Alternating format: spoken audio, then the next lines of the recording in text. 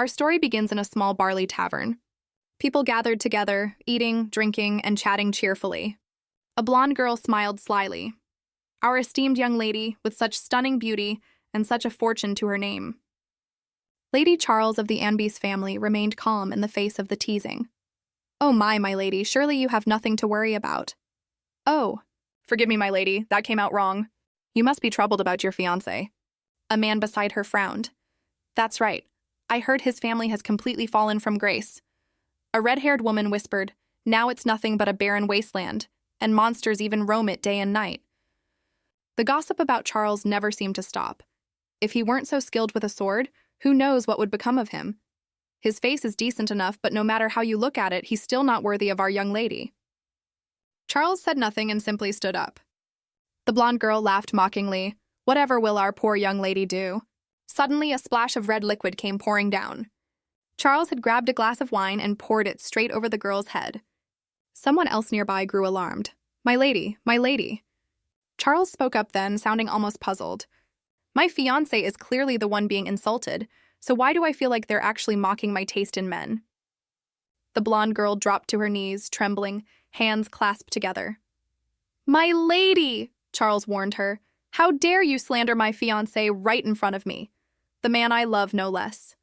With that, she hurled the glass to the floor, and it shattered into 100 pieces. The couple from before stood trembling as they listened to Charles declare that today's gathering was over. "Why are you all still standing there? Get out now." One by one, everyone fled in fear. Charles held her pose until the door swung shut. No one could read the expression on her face. But it wasn't long before Charles began to sway. Unable to hold herself up any longer, she collapsed. Ugh. Her face had gone pale, and she groaned, I think I'm going to be sick." She gritted her teeth, tears welling up as she thought, "This isn't fair. The real Charles could drink like a fish, so why did my weak tolerance from my past life have to carry over into this body?" Charles thought back to her modern life, phone in hand, imagining her future stretching out like an endless road paved with flowers, all because her cryptocurrency had just hit it big. Watching the numbers climb, she thought, "Oh my God, how many zeros is that? 1, 10, 100,000, 10,000? Calling it a silver lining might be a stretch, but she had no one to share that fortune with anyway. Her parents and older brother had left on a trip and never come back. The moment she realized she'd struck it rich, she knocked on a door. "Boss, do you have a minute?" A voice answered from inside. "Huh, come in." The instant she walked in, she slapped her resignation letter right onto her boss's desk. "I quit, effective immediately." And just like that, she set off on an overseas trip with a whole new outlook on life, looking around in delight. So many people. Incheon Airport is absolutely wild. Full of excitement about reaching a luxurious resort in Dubai, but then a plane exploded. Charles bolted upright. She rubbed her forehead and sighed, "Oh my God, what a vivid, insane dream that was. I am a god. I have summoned you to fix a flaw in this world. Keep your engagement to Ask in limit for 1 year. Fail, and you die. Succeed, and every last coin of your cryptocurrency will be returned." She gasped in shock. "What is this?" "Charles. That name sounds so familiar, huh?" Looking at herself in the mirror, she marveled, "Oh my God, she's actually gorgeous." Then panicking, she thought, "No, that's not the point right now. Wait, does this mean all my cryptocurrency is gone?" Just then, Rumi spoke up nervously beside her. "My lady, I'm truly sorry for disturbing your sleep." Ever since waking up in this world, Charles had, fortunately, slowly been recovering the original owner's memories. That's a relief. For now, she could keep playing the villainess without a hitch. Charles rested her head in her hand, still worn out from the hangover, as Rumi went on. "And about what you asked me to check on, my lady. The same as always. Your fiancé sent your letter back again. That makes the 33rd time it's been returned." She ordered, "Fine, just leave it there and go." The maid broke into a relieved smile. "Yes, please call if you need anything." Charles picked up the letter and looked it over. Of course. It would be strange if he actually wrote back. Charles's fiancé, Askin Limit, was the very man who killed her in the original story. The world she'd been transported into was an adult novel, where she had to survive as the wife of a tyrant emperor, while the heroine healed the men the villainess had wounded, only for them to end up fighting over her love. Askin wasn't the male lead. but he was the one who led the charge to bring the villainess down. That was because he'd been forced into an engagement he never wanted, with the villainess. He'd been blackmailed using his precious little sister's medical bills. And in the end, he lost that sister because of the very villainess he was engaged to.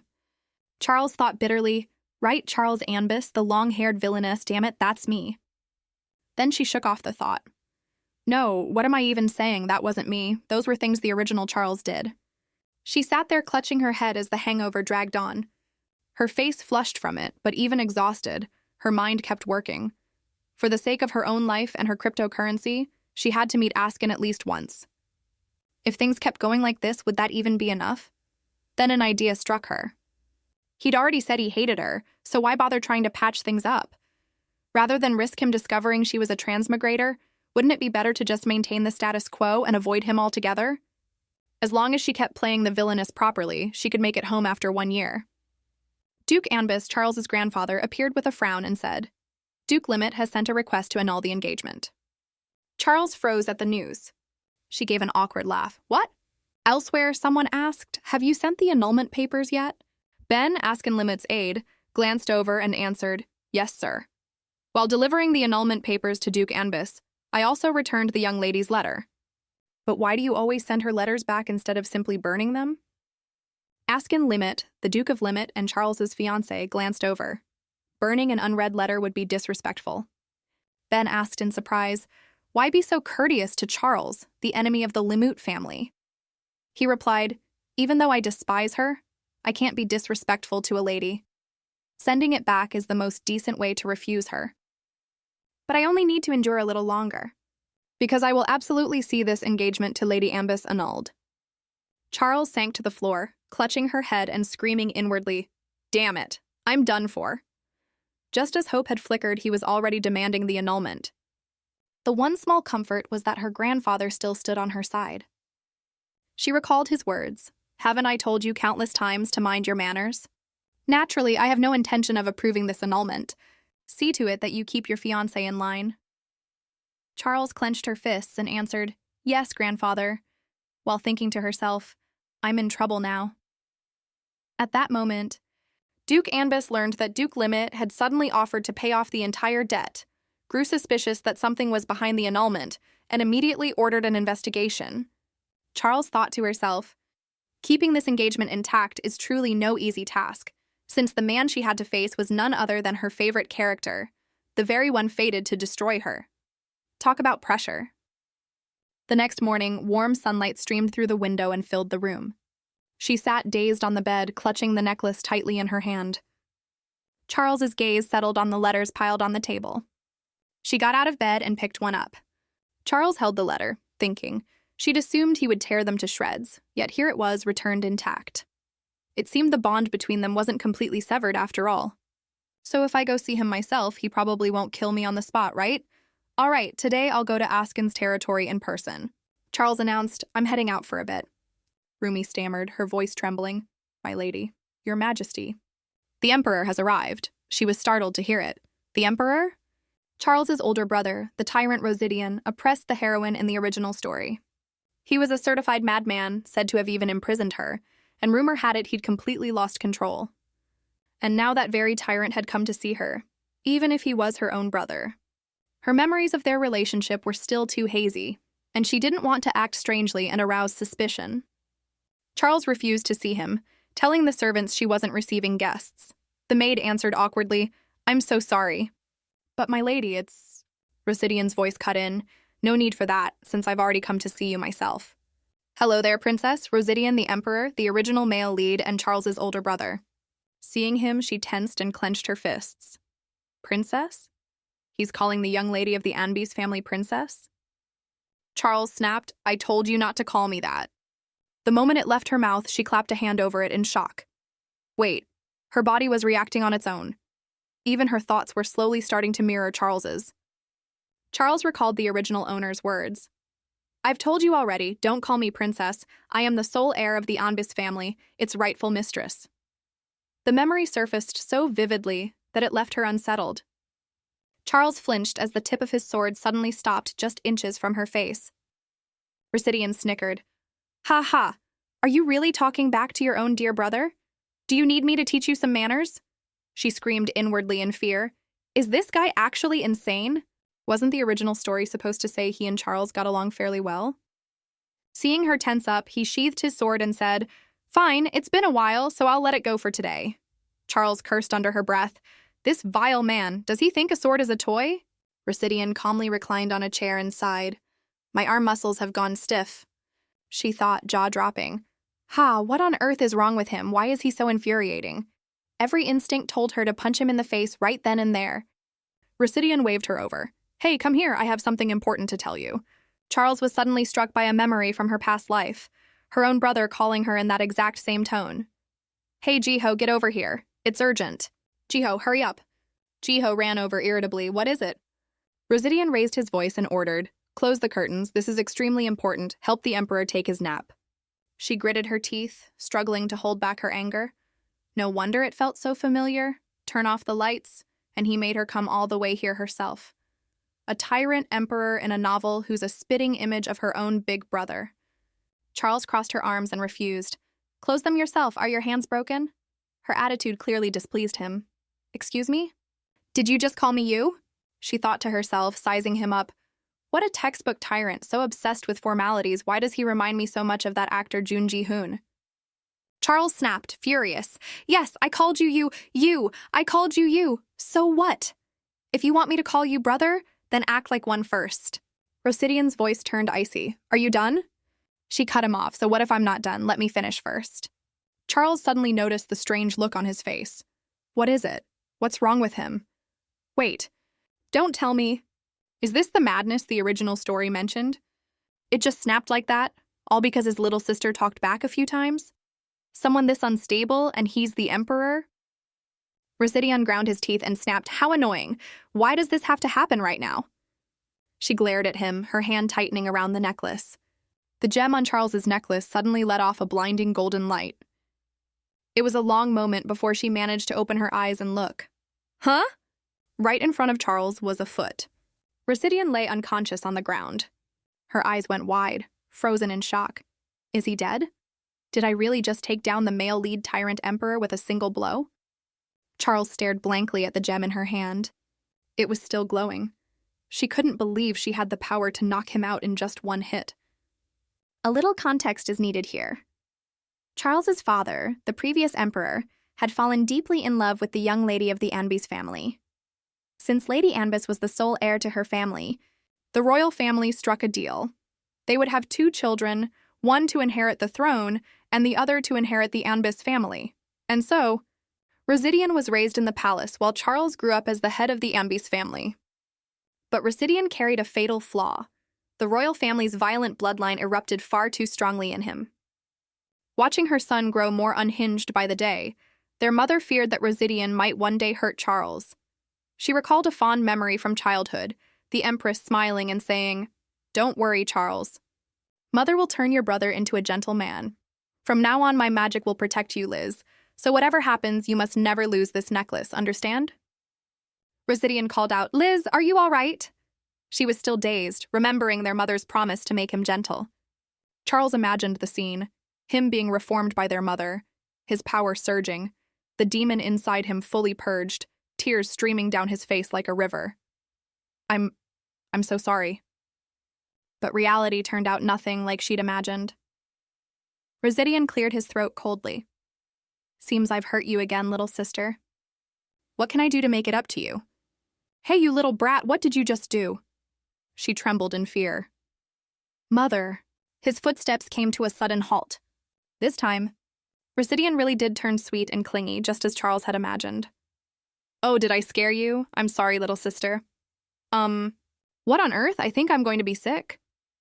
Inwardly, she felt a quiet thrill of discovery. Oh, so this is the magic phrase that activates Residian's gentle mode. Charles said it again.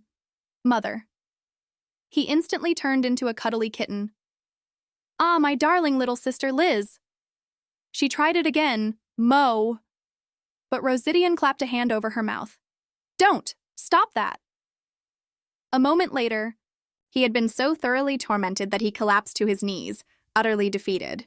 Charles smirked, delighted. Don't you dare try that again. Rosidian, annoyed, snapped, "Don't get cocky." Then he called out, "Noah!" A spatial gate suddenly appeared in the middle of the room right after his shout. A moment later, a man named Noah appeared.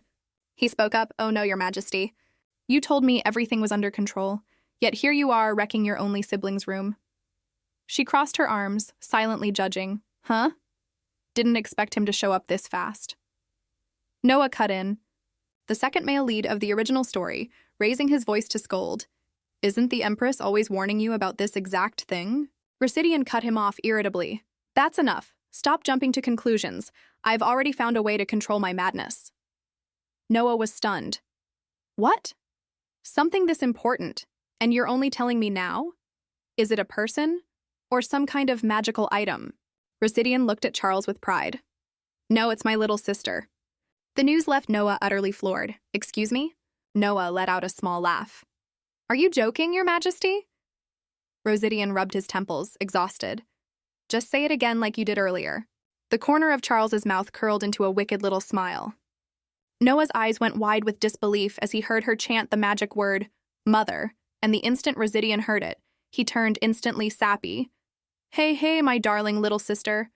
The whole room seemed to freeze over. Noah's face flushed red from holding back laughter. Even the guards were trembling. "Understood, Your Majesty. We'll launch an investigation right away." Rosidian ground his teeth in fury. "Keep laughing and see if you don't want to die."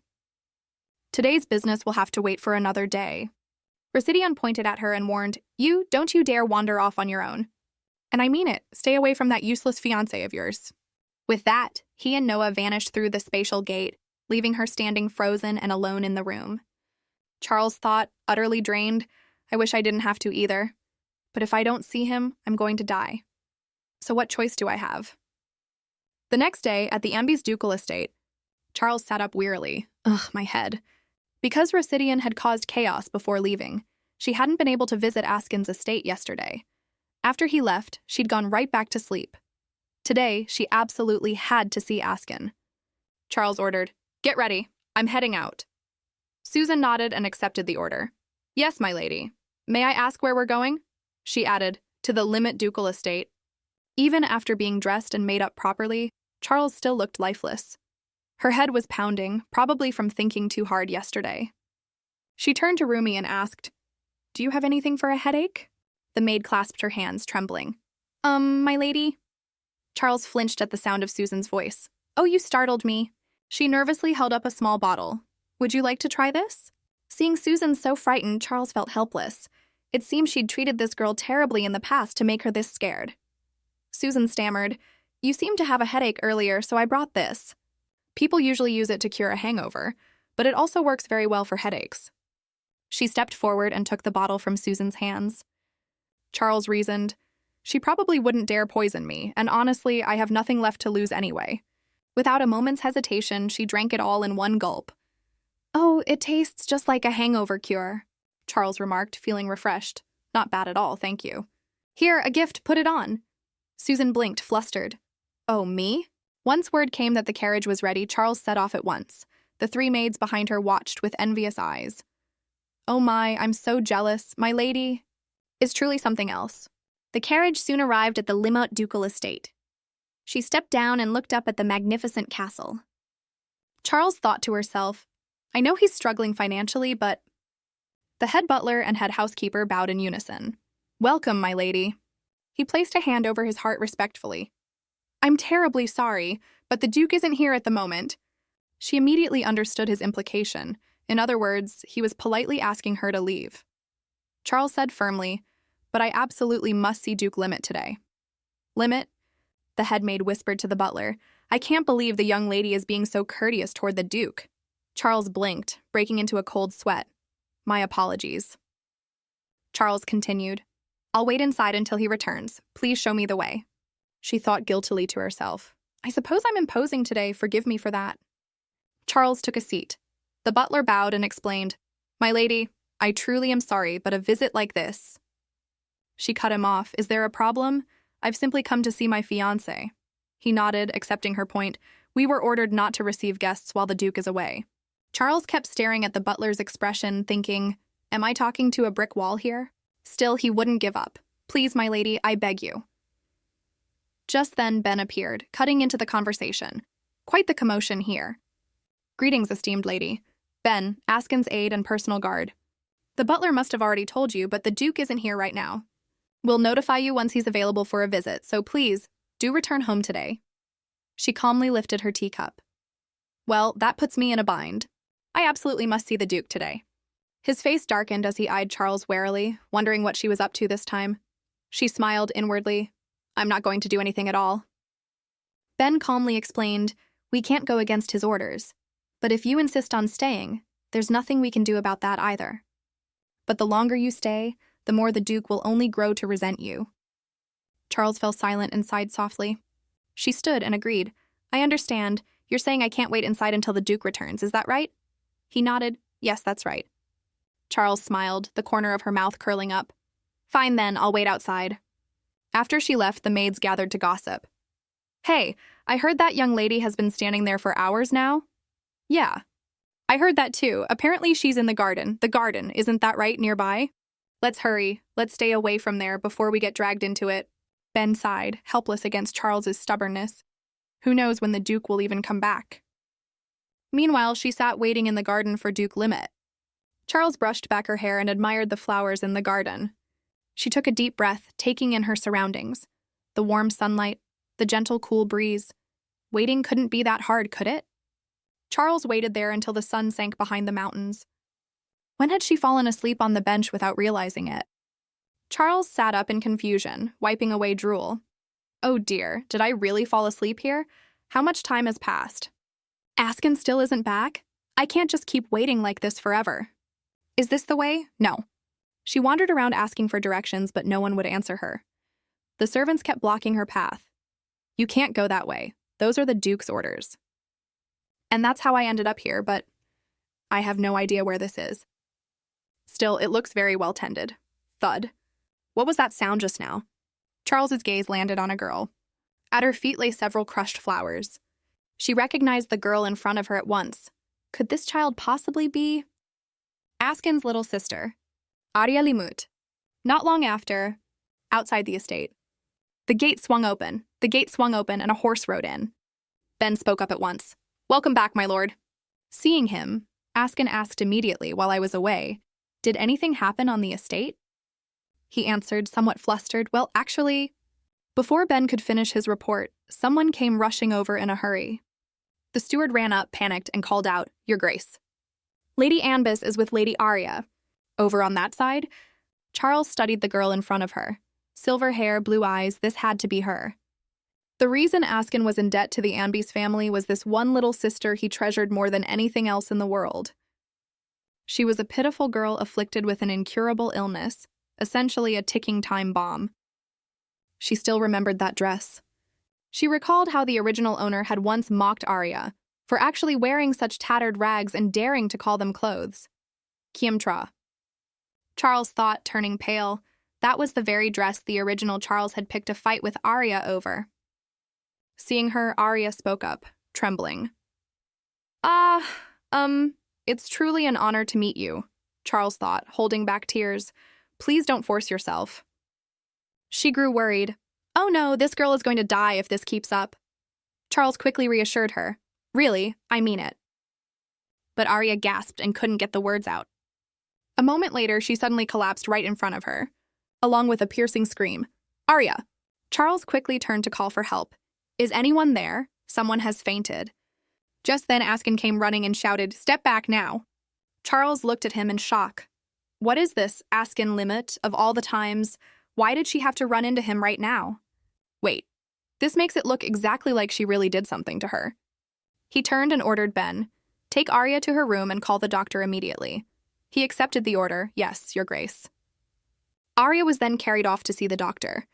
Now Askin spoke, his voice tight with anger. Lady Anbis, up until now I've overlooked your actions, assuming there must be a reason behind them. But this time I cannot turn a blind eye. You understand perfectly well, don't you, that my limit stops at Arya, and yet you still did this knowing that, didn't you? Charles hurried to explain, No, this is a misunderstanding, I didn't do anything. But he didn't care. Don't lie to me, you came here to get back at me for bringing up the annulment, didn't you? he said coldly. I've endured enough. Even though this engagement is a contractual matter and I owe your family a debt, bullying Arya and constantly humiliating others, that's gone too far. She said nothing, tormented by the thought, if I told him Charles and I are two different people, he'd think I'm insane. But the truth is, the real Charles really was that cruel. Askin turned away, out of patience. This isn't something that can be resolved just by me continuing to endure it. He seemed about to say something more to Charles. But right then she cut in, wait, please, just a moment. She realized the situation. If she let things go on like this, it would all be over before she could say a word. So Charles spoke plainly. First of all, I'm sorry for barging in, but I truly didn't do anything to Arya. That's the truth, please believe me. If you don't, you can ask Arya yourself once she wakes up. Having said her piece, she fell silent and watched Askin, waiting for his answer. And only after a long while did he finally speak. This matter will inevitably reach the palace sooner or later. I intend to formally submit the annulment papers. Charles was stunned speechless at that. What? Her heart suddenly... She remembered the god's words. If the engagement is annulled, you die. If your true identity is discovered, you die. So this is what they meant by dying if the engagement is annulled, huh? Endure this horrific pain and then it's all over? She realized something important. This pain was no joke, and things had gone too far now for her to back down any further. This is a tactic meant to torment him, one she'd never wanted to resort to, but... Charles thought it over for a moment, then said calmly, if you want to annul it, then go ahead and annul it. However, return every last coin you've received during our engagement. Askin said seriously, I'll pay it back soon, so please leave now. She protested. No, pay it back right now. I won't accept an annulment until the debt is settled in full. He calmly reminded her that making a scene wouldn't change anything. Just then, Ben shouted, Your Grace, Lady Arya is awake. Hearing that, Askin turned away at once. I hope you'll leave without causing any more trouble. She still tried to chase after him, clinging on. Wait, Askin. In her hurry, Charles carelessly tripped over a stone. She gasped as she found herself falling straight toward Askin. Charles shut her eyes in panic, thinking, I'm going to fall. Then she toppled right into Askin's arms. Charles froze as Askin caught her. Concerned, Askin asked, Are you hurt anywhere? Your ankle, perhaps? She quickly stepped back and answered, I'm fine.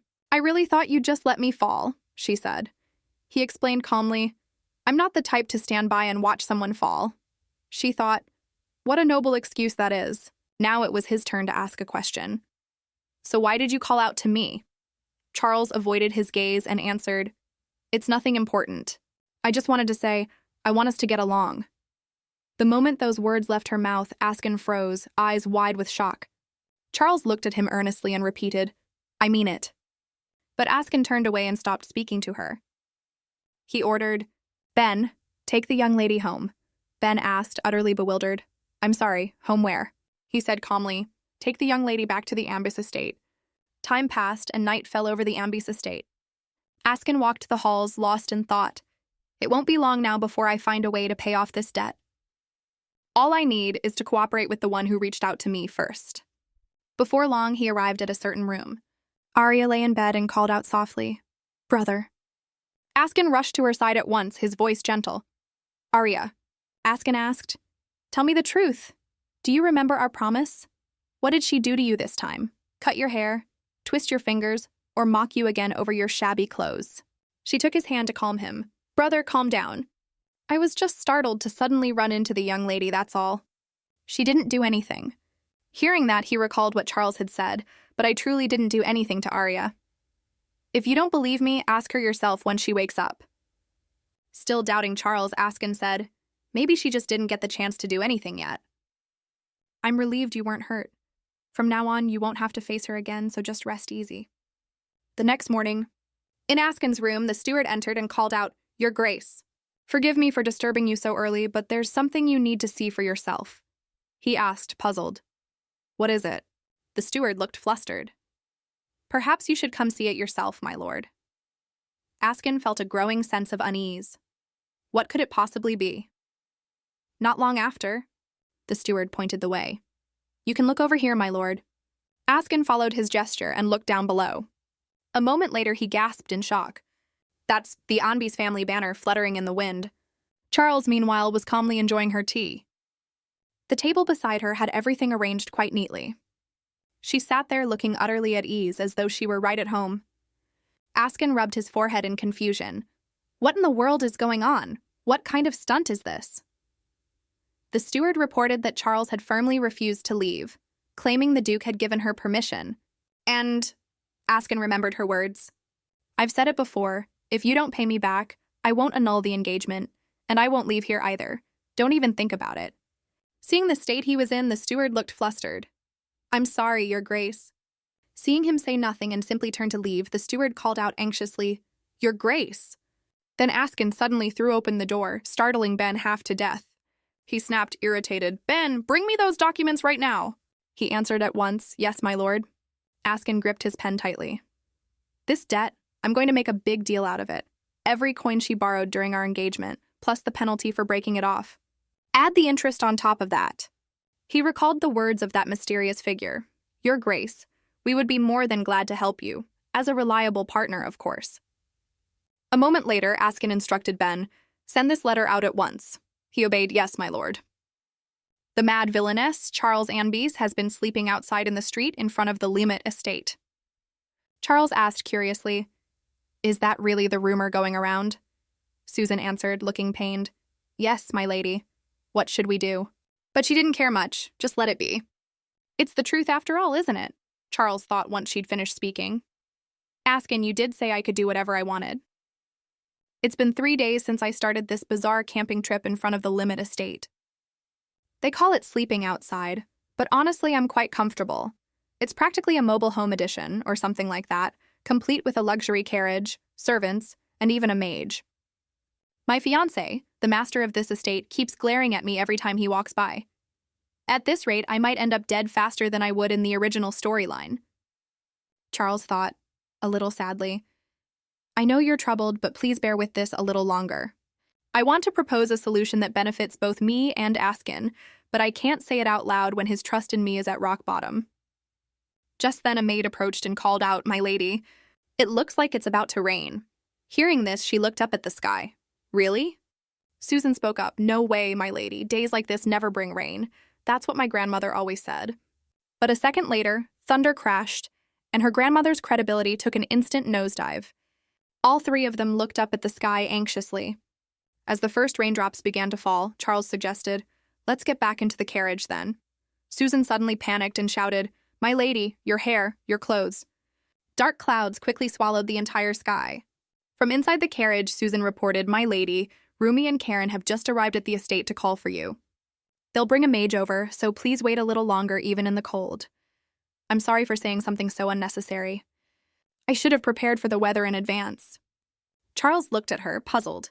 Susan, why would that be your fault? Susan answered, deeply flustered. But my lady, your clothes and hair are completely soaked. Charles said nothing, just staring at her intently. Meanwhile, Susan was blaming herself endlessly. Charles was reminded of the time her boss had scolded her.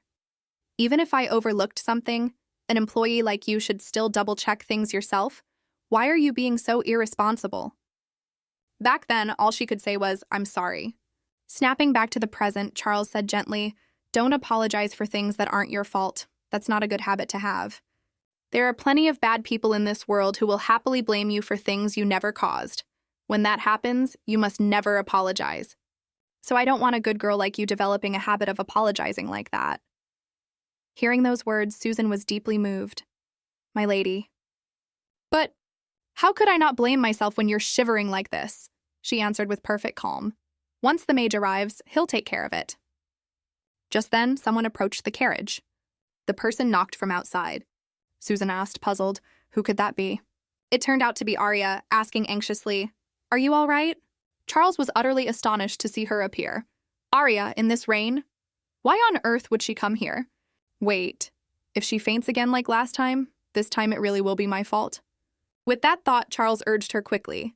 Come inside first. It's pouring out there. Arya did as Charles said and hurried into the carriage. Excuse me, if I may. It's so cold that we had to squeeze in together. She asked bluntly. Why did you come all the way out here? Arya asked timidly. Why are you speaking to me so formally? Charles answered calmly. Because you're my fiancé's sister. As she said it, she thought to herself, Even though I treated Arya terribly in the past, I suppose I have no choice now but to shamelessly keep it up. Just then, Arya said uneasily, "Actually, I feel like it's my fault you had to stay out here." Charles looked at Arya and said, "You think that because you fainted at the sight of me a few days ago, not because of me." "That's not the reason at all," Arya quickly explained. "I was just too startled back then." "But this time you truly didn't do anything," Charles said calmly. "I understand. It's just that I didn't do anything this time." "That doesn't mean the past will simply be forgotten." Arya was surprised. This was the first time they'd ever had a genuinely kind conversation, and Charles didn't seem like a bad person at all. Those words left Charles troubled, because Arya was so pure it made her heart ache. Charles thought for a moment, then said, "I'm not really in a position to say this, but please think about what I've done in the past." Seeing Arya trembling, she suggested, "It's getting colder. Why don't we sit a little closer together? If my fiance's sister catches a cold, I'll feel terrible." Making you faint was already more than enough. Charles noticed her clothes and hair were soaked through from the walk over here, so she must be even colder. Unable to hold back any longer, Charles asked, "Is there any way to dry her wet hair?" Susan brought a blanket at once. As Arya had her hair dried, she said gratefully, "Thank you, but you're just as soaked yourself." She smiled and explained, "My hair's a little tangled, but this is much better now. Could you tilt your head back a little for me?" Just then, a loud noise outside startled them both. Askin came rushing over, threw open the door, and shouted, "Arya!" Charles and Arya both flinched at the sound of his voice. She panicked. Wait, this man is about to get the wrong idea badly. Just as she feared, Askin demanded furiously, "Were you just pulling my sister's hair?" Charles's heart sank hearing that. "It's not what you think." Askin scooped Arya up and ordered, "Let go of her now." Arya quickly protested, "Brother, wait a moment." Then she turned and called out to Charles, "My lady." Seeing this, Charles chased after them at once. "Wait, please, just hear me out." But in her haste, she didn't notice and twisted her ankle. And just like that, Charles tumbled to the ground. Susan rushed over in a panic. "My lady, are you all right?" Charles thought, filled with resentment. This is such an unfair mess. Meanwhile, hearing the commotion, Askin turned to look at Charles. Just then, Duke Anby spoke up. "How did things end up like this?" "I came here because I heard my granddaughter has been sleeping outdoors for days, but..." "What exactly do you think you're doing with my precious granddaughter? As her lowly fiancé, you ought to be pouring everything you have into taking care of her." Overcome with fury, the old man slammed his cane against the ground. Duke Ambus raised his voice even further. "And yet you dare let her lie in the filthy dirt like this?" Askin's expression darkened. "It seems you've forgotten I already sent notice of the annulment." Hearing that, the old man scoffed. "You arrogant brat, go ahead and try, if you can repay the principal, the interest, and the penalty all at once. Oh, and if that's too difficult, we could always hold the wedding outright instead of just staying engaged. And let the Limit family be absorbed into the Anbys family." Sensing things were spiraling out of control, Charles spoke up. "Wait, grandfather. Please hear me out first." Behind her, Susan panicked. "My lady, please use the umbrella." Duke Anbys rushed over, full of concern. "My child, are you all right? How dare that vile man treat you this way?" Charles quickly explained, "No, it's just a misunderstanding. And I have no intention of annulling my engagement with the Duke, so please, grandfather, don't speak so harshly to my fiancé." Hearing her say that, the old man gritted his teeth and clicked his tongue once. Then Duke Anbys stormed off, muttering, "What a naive child." Charles turned to Askin. "It's pouring rain, please take Arya home quickly."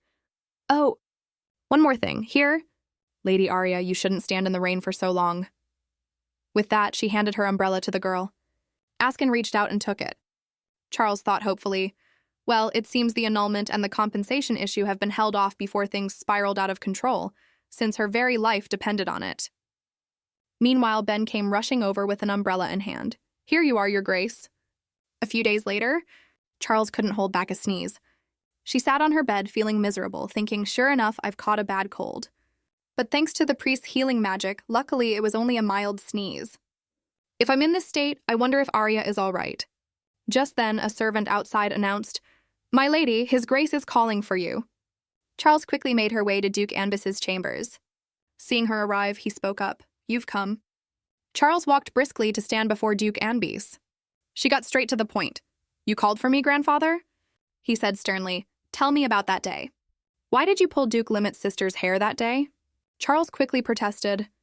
"Wait, I didn't. Her hair was already like that to begin with." She thought irritably, "I was only brushing Arya's hair. The real Charles's old reputation is really haunting me now. This is so unfair." Ignoring her reaction, Duke Anbis continued, "Regardless, you've always hated that girl, so whatever you did, I understand completely. Do you need a new toy? That one's probably about to break anyway. If you want, I'll get you a brand new one, sturdier this time." Charles couldn't help but think, hearing this, good God, listening to such garbage is emptying my mind out completely. Meanwhile, he kept rambling on. "Anyway, you did well pretending to be pushed down." She let out a sound and wondered, what on earth is he even talking about? Duke Anbis went on calmly. "This way I can squeeze even more interest out of him. I've been thinking of ways to wring more money from that man, and you handled it perfectly. He's still useful, so I need to keep him bound with debt. You want to claim that man for yourself too, don't you?" Only now did Charles realize this family was even more insane than she'd imagined.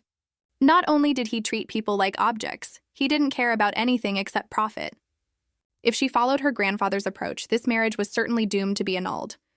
No matter how she looked at it, in this storyline, an annulment meant certain death. This was a bullet train speeding straight toward a dead end. She mulled it over for a while, then forced a smile. That's right. No matter how she looked at it, exploiting this family to win Askin over wasn't a good idea either. Charles then found an excuse to leave. "I'm still not feeling well, so please excuse me." "Have my carriage prepared." The servant understood at once and answered, "Yes, my lady." The carriage soon arrived and carried her to her destination. Sitting in the carriage, Charles analyzed the situation to herself. In the end, I still blindly ended up at Duke Askin's estate. But, Charles thought, the first time they met, she'd been surprised at just how guarded Askin was, more than she'd expected. But she couldn't keep going on like this forever, and she didn't want to strain things too much with this dark, brooding character either. The carriage suddenly stopped, jolting her forward. Charles was caught a little off guard when the servant announced, "My lady, you'll need to step out of the carriage for a moment." Zee was explaining the situation. "I'm sorry, but the road ahead is blocked because of the rain. This is quite inconvenient today of all days. I really did want to see my fiancé today." Suddenly he spoke up. "In that case, my lady, please step on me to cross over." She couldn't believe her ears when Zee offered that on his own. He explained, "As you can see, the road is completely covered in mud. I can't let you set foot in dirt like this, so please, step on me to get across." Charles studied Zee seriously, analyzing him. He looked like a minor character never even mentioned in the original story, probably one of Charles's own men. A night escort just told her to step on him, and he'd said it like it was the most obvious thing in the world. Just what kind of life did the original Charles live in this story? Regardless, she'd originally planned to visit her fiancé to clear up the misunderstanding. But given the situation, there was clearly no way to keep going forward. So Charles told him, "We can't turn back here. Send for people to repair the road." Zee looked a little surprised, but complied anyway. "Yes, my lady."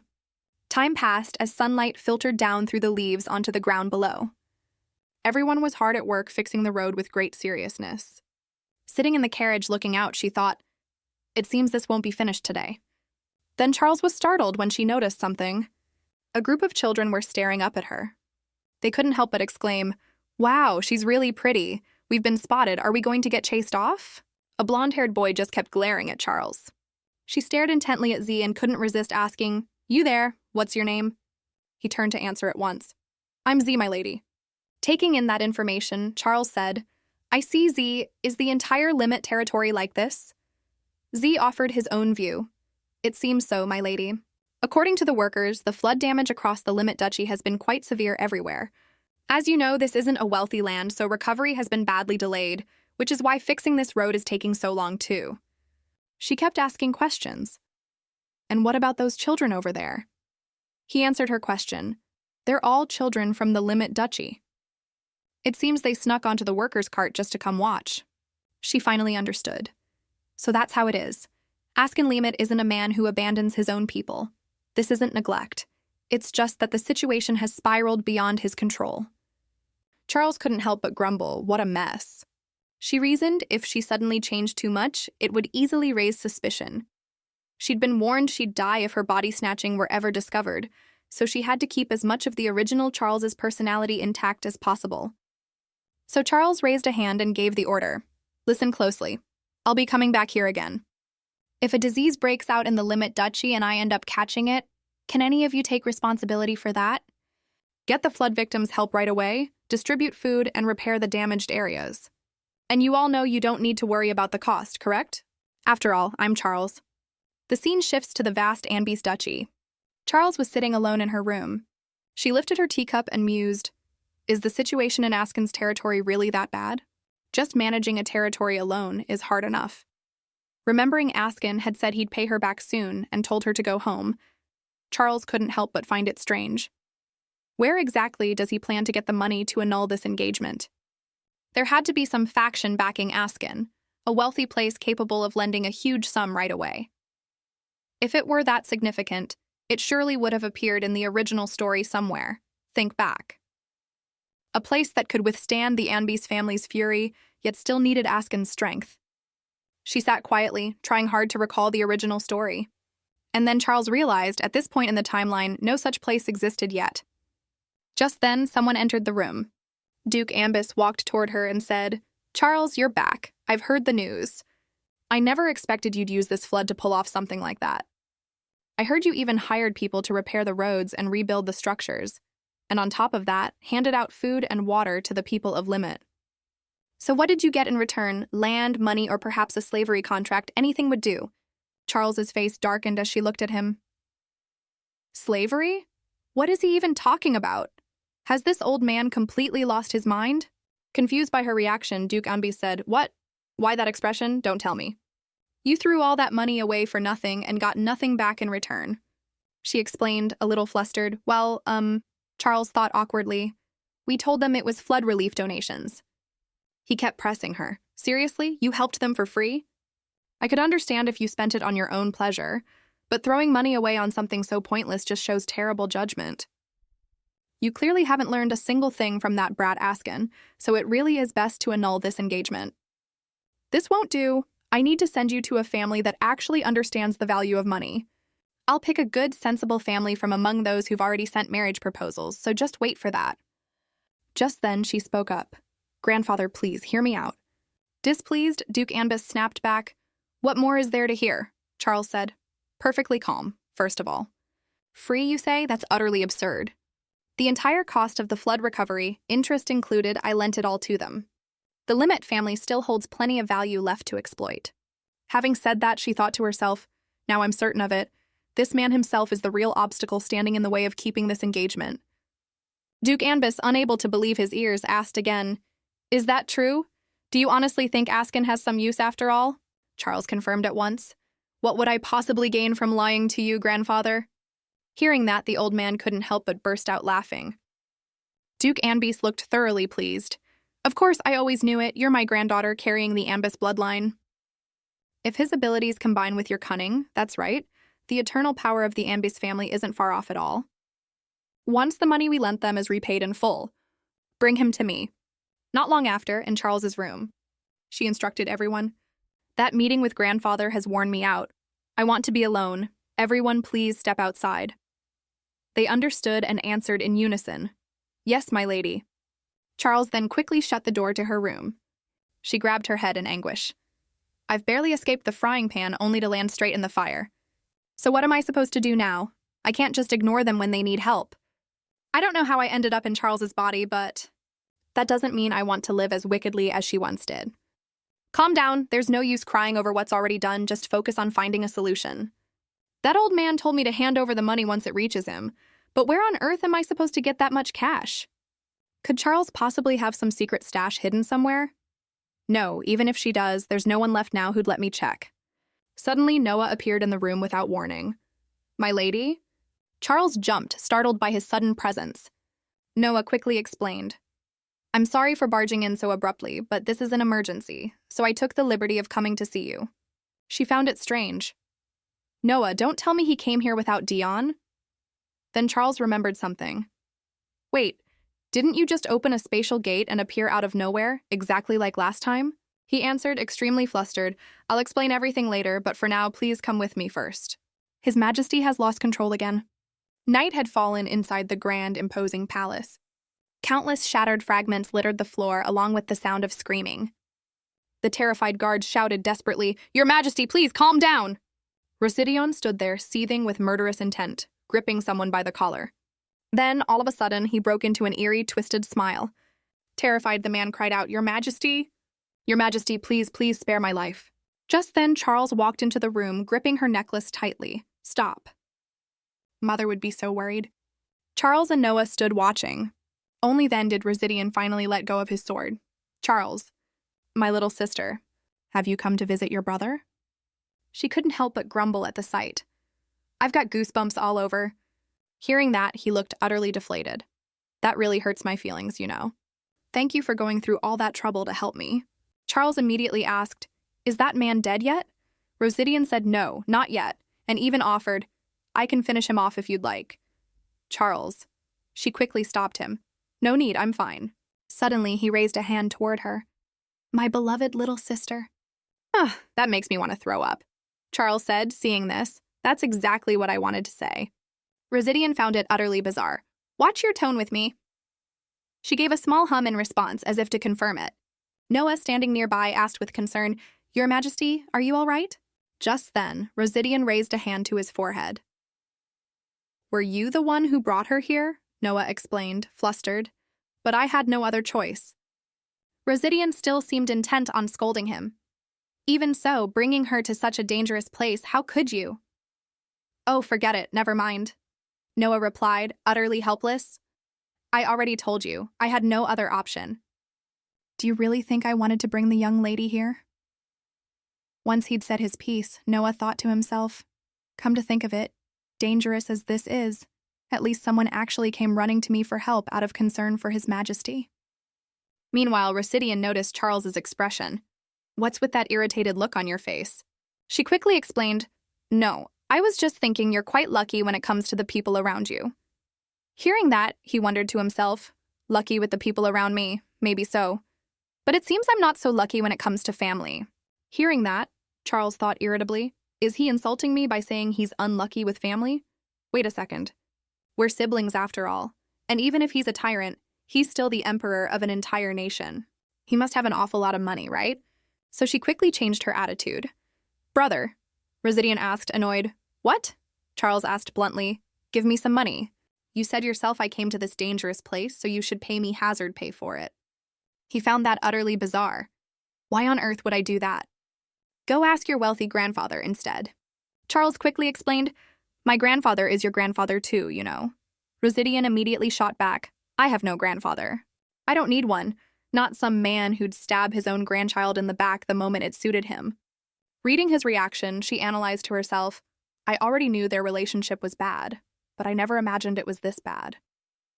Rosidion asked irritably, Did that old man cut your allowance?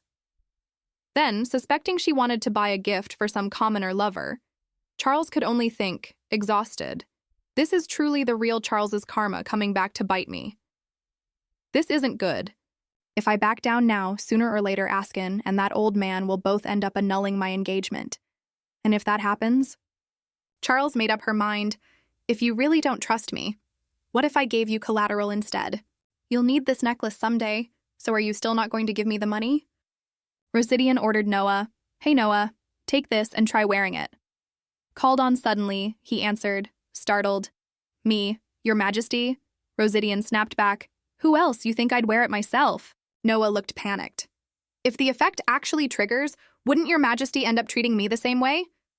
Rosidion barked at once, You talk too much. Just do as I say. You think I enjoy this? Both Charles and Rosidion watched intently as Noah groaned, and from the look on his face, it was clear he was praying it wouldn't work. Just who exactly was this experiment for anyway? An awkward silence settled over the three of them. Rosidion concluded, See, no one but you can use it, so it can't be used as collateral. I'll handle my own problems. You don't need to worry about it. I'll find another way. Take it back. Charles thought to herself, That's because I don't fully understand the cards I'm holding yet. But I can't just back down now either. She closed her eyes, bowed her head, and pleaded, Please, I genuinely need that money. This is the first time I've ever asked you for anything like this, brother. Residian hadn't expected this turn of events at all. He was quiet for a moment before finally speaking.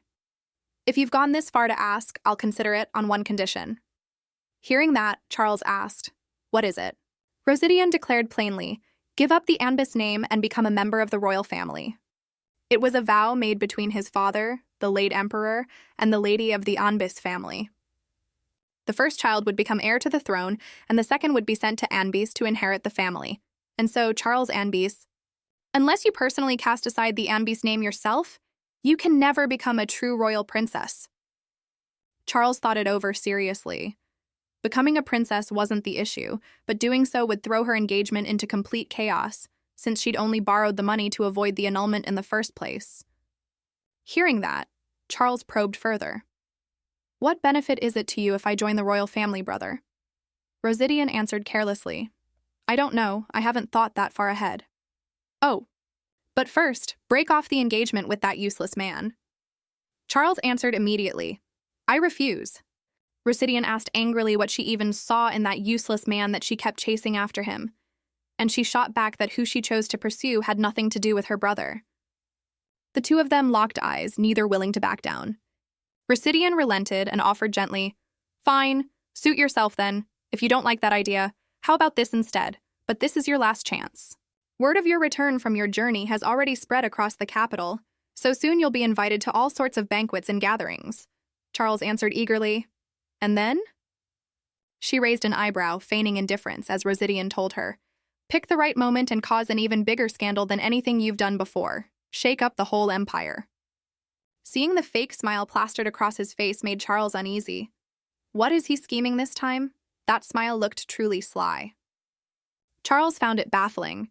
She'd been on the verge of getting kicked out for causing trouble. Even the royal family found her a headache, yet now they were actually encouraging her to do more of it. Residian explained with a smile, "Actually, the reason is quite simple. He said she needed to become the center of gossip to cover up his own bouts of madness, then offered to give her money with no questions asked, in exchange for her help suppressing the rumors and supporting him whenever he lost control again." Charles thought, feeling helpless. She'd wanted to quietly rebuild her reputation, but the reason for the annulment was already too obvious, and right now she needed the money more, even with her reputation already at rock bottom. Even so, she decided to agree. "Fine, I accept." Hearing Charles's consent, Residian looked positively delighted. Now that's the spirit. She curled her lips into a sly smile and continued, "But you know, don't forget, brother, the string tying down your sanity is still in my hands. If things get bad enough, who knows, maybe I'll just stop helping you altogether." In the dead of night inside the palace, Noah respectfully saw Charles off. He bowed his head sincerely. "My lady, I sincerely apologize for my rudeness when we first set out earlier." She looked at him calmly. "It's fine. You were just in a hurry to come get me because you were worried about your master. Your brother is truly lucky to have such a loyal subordinate as you. Well, if you really feel that guilty about it, you could always help me out with something later on." Noah's face slowly flushed pink as he stared at her smile, dazed. He bowed to Charles respectfully and said, "If that is what you wish, my lady, it would be my greatest pleasure." In a room still lit with lamplight, Residian ordered casually, "Come in." Noah bowed. "I've finished escorting the young lady home, Your Majesty." He praised him cheerfully. "Well done, well done." He asked, puzzled, "But why did you make that kind of offer to the young lady?" Suspecting Noah had feelings for his sister, Residian warned him that he'd be dead for sure if that were true, and Noah immediately and seriously denied it. He fidgeted with his fingers and answered, "But she really is beautiful, of course she is. Look whose sister she is. Charles is my sister, my own family. If I bring her into the royal family, I can find her a proper husband." To Residian, Charles was like a flower to be cherished and protected. He clenched his fist and said in a low voice, "I can't let her stay in the hands of that filthy Anbis family forever." Noah asked, confused, "Isn't Duke Anbis also Charles's family?" But Residian just gave a cold laugh and answered that to that old man, Charles had never once been family. Residian said Duke Anbis had wanted to discard Charles the moment she was exiled, so he couldn't possibly leave his sister beside a man who saw her as nothing more than merchandise. That's fine too. If Charles causes an even bigger scene as promised, the Duke will either abandon her without a second thought or send her somewhere more useful. And when that happens, I'll bring my poor little sister home and grant her the title of royal princess. And while we're at it, deal with that empty shell of a man too. Noah reluctantly reminded him, Duke Limit isn't at fault in any of this. Hearing that, Rosidian slammed the table, furious, scolding that useless man for daring to reject his sister, and concluded it was high time Charles stopped chasing after that hollow excuse of a man. The Empire wasn't exactly short on decent men. Meanwhile, Askin was hard at work. But he flinched, feeling as though someone somewhere was silently cursing him out. Ben, right beside him, called his name. Your Grace. Askin gestured. It's nothing. Go on. Ben continued his report. Yes. Allow me to continue then. My Lady Charles has paid off the entire cost of repairing the flood damage on our territory. Askin's eyes went wide with shock at the news. He repeated, confused. The young lady did that? Am I hearing this right? Ben confirmed calmly. You heard correctly, my lord. I understand your surprise. Suspicious, Askin asked what the catch was. Ben stammered that she'd said she wanted nothing in return at all, which left Askin instantly alarmed. Excuse me? After Askin asked again, Ben fell silent, avoiding the question. He frowned, a little unsettled. She didn't ask for any compensation at all. The two of them discussed it. Given the young lady's recent behavior, she was likely to return to Limit Castle again, and they worried things would end up looking like they'd simply taken her help and then thrown her out. Not knowing how to handle it, Askin was deeply troubled. Early the next morning, at Askin's estate, the guards firmly refused to let her through. No. I've never heard that the Duke gave permission for the young lady to visit. Charles, as if she'd already predicted this, thought, sure enough. She could only sigh helplessly, eyes welling up, and say, I knew it. I suppose I'll just wait outside like last time then. Meanwhile, Susan pouted, eyes brimming with tears. My lady. She quickly brought tea to serve Charles out in the garden. Susan gently set down the teacup. This is Cassan tea, your favorite kind. They wouldn't even let you in again, that's just too much. Charles answered with understanding. It's not really their fault, I didn't give notice before coming this time either. Even as she said that, deep down she felt quite bitter about it. Still, being turned away at the gate like that stung. I never expected a warm welcome, but I did think things might turn out just a little differently this time. Meanwhile, Arya stood watching her from a distance. She spoke up shyly while Charles was still lost in thought. Ah, excuse me. Hello, my lady. Seeing her approach, Charles called out, a little surprised. Lady Arya, it's so good to see you, please, this way. Arya hesitated, apologizing. My lady, I'm sorry, Charles asked, confused. Did you do something wrong, Lady Arya? Anxiously wringing her hands together, she said. Last time I couldn't stop my brother from misunderstanding you. Are you hurt anywhere? That fall looked really painful. Charles explained kindly. I'm fine. I'm perfectly healthy. And that misunderstanding was my fault too. So don't worry about it. Please, have a seat here. Feeling guilty, Arya sat down timidly. Actually, the knights wouldn't let you in because my brother isn't here right now. He said an important guest would be arriving this afternoon. Finding Arya so endearing, Charles happily suggested they share her favorite tea while they waited, which made Arya perk up at once and ask if that was truly the young lady's favorite tea. Meanwhile, Charles drummed her fingers on the table, lost in thought. An important guest, huh? Arya turned and asked, eyes wide, What are you doing out here in the garden? Charles smiled and answered, I'm just having tea and enjoying the garden. The flowers here are especially beautiful. Hearing that, she leapt up at once. The flowers, really? I'm sorry. I just got so excited, I planted those with my own hands. Watching her, Charles found her utterly adorable. It's all right. Suddenly looking bashful, she touched her neck and said, Gardening is my hobby. I especially love crossbreeding to create new flower varieties, especially those big rose bushes over there. Charles thought to herself, she really is having fun. In the story, she was nothing more than a plot device for Charles's sacrifice, but in real life, she was such a lively, vibrant child. Charles smiled cheerfully. She praised Arya warmly. Now that I know you planted these yourself, I find these flowers even more beautiful, Lady Arya. Arya looked as though she'd been struck by lightning, falling even further for Charles, admiring her all the more. Suddenly, Arya coughed a few times, which sent Charles into a panic. Oh no, let's stop here for today, Lady Arya. I think you should go inside and rest now. I'll come visit again, so let's meet next time when you're feeling well. Here, take my handkerchief. Comforted, Arya spoke up shyly. Yes, my lady. Could this be called friendship? Charles was utterly stunned by Arya's innocence. She nearly felt her very soul get cleansed on the spot. Arya, have you forgotten what I once did to you? Charles quickly composed herself and smiled gently. If that's what you want, Lady Arya, then of course, since we're friends now, just call me Charles. Obedient as an adorable little rabbit, Arya nodded eagerly. Yes, Charles said warmly. I'll walk you to the door, she replied happily. Thank you, Lady Charles. Suddenly, a commotion broke out, prompting Charles to ask the servants, What's all that noise? Susan called out from a distance, rushing over. My lady. The people of Limit have gathered in front of the main gate? From a distance, Charles could already see a crowd forming. The people were crowding the gate, pleading with the guards. Please, sir, we just want to say hello. Please let us see Lady Anbis, the one who helped us. Suddenly, a little boy pointed toward Charles. Mom, it's the young lady. The crowd surged forward like a swarm of bees. Lady Anbis, my lady, my lady. Thanks to you, our neighbors and my family managed to survive. We came to show our gratitude. This is just a small token. Please accept it. She stood there at a loss for words. Then suddenly someone spoke up. Wait. A cloak fluttered as someone approached quickly. Askin strode forward, his expression stern. He calmed the crowd at once. I understand how you all feel. Please hand the rest over to the knights and disperse now. The people bowed respectfully to Askin. He then turned to Arya, who was hiding beside Charles. Arya, go back to your room first. You don't look well. I think we should call the doctor. My people were disrespectful toward you. Perhaps we should continue this conversation in my office. Charles didn't refuse. Of course. Askin suddenly stopped and stared at her intently.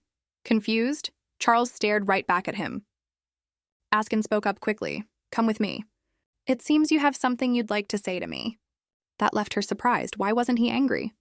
Inside the estate, Charles sat deep in thought. I'm glad Askin has softened up a bit, truly I am. But I also feel pathetic for having to be grateful over something like this. I understand Askin is a victim too, but since I'm not the real Charles, I still can't help feeling wronged. Suddenly Askin set a large sack on the table, startling her. This month's interest. The principal will be sent on the agreed date. Charles sighed, a little deflated. So that's it. Here I thought he'd come to press me over the debt Limit still owed the Anbis family. Charles asked why Askin still wanted the annulment even though repaying the debt wasn't urgent yet, and he only hesitated before thanking her for helping Limit after the flood.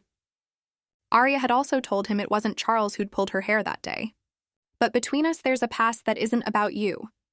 One that can't simply be forgotten. Not just for me, but for Arya too. Charles fell silent for a moment before speaking with a heavy tone. I've wanted to bring you a new proposal for quite some time now. Askin, don't you want to be free? Don't you want to live happily with sweet little Arya? Hearing that, he looked confused. What are you trying to say? Charles made him a promise. 1 year. Just keep this engagement with me for 1 year, and if you still hate me after that, you'll be free. Faced with such a sudden proposal, Askin sat frozen and silent for a long while. But he quickly answered coldly that even if she let him go, the debt would still remain. Only the creditor would change from Duke Anbis to her. The hostility in Askin's eyes made Charles wonder just how she must have treated him before, for him to have lost so much trust in her, one thing after another until it was exhausting. Well, never mind.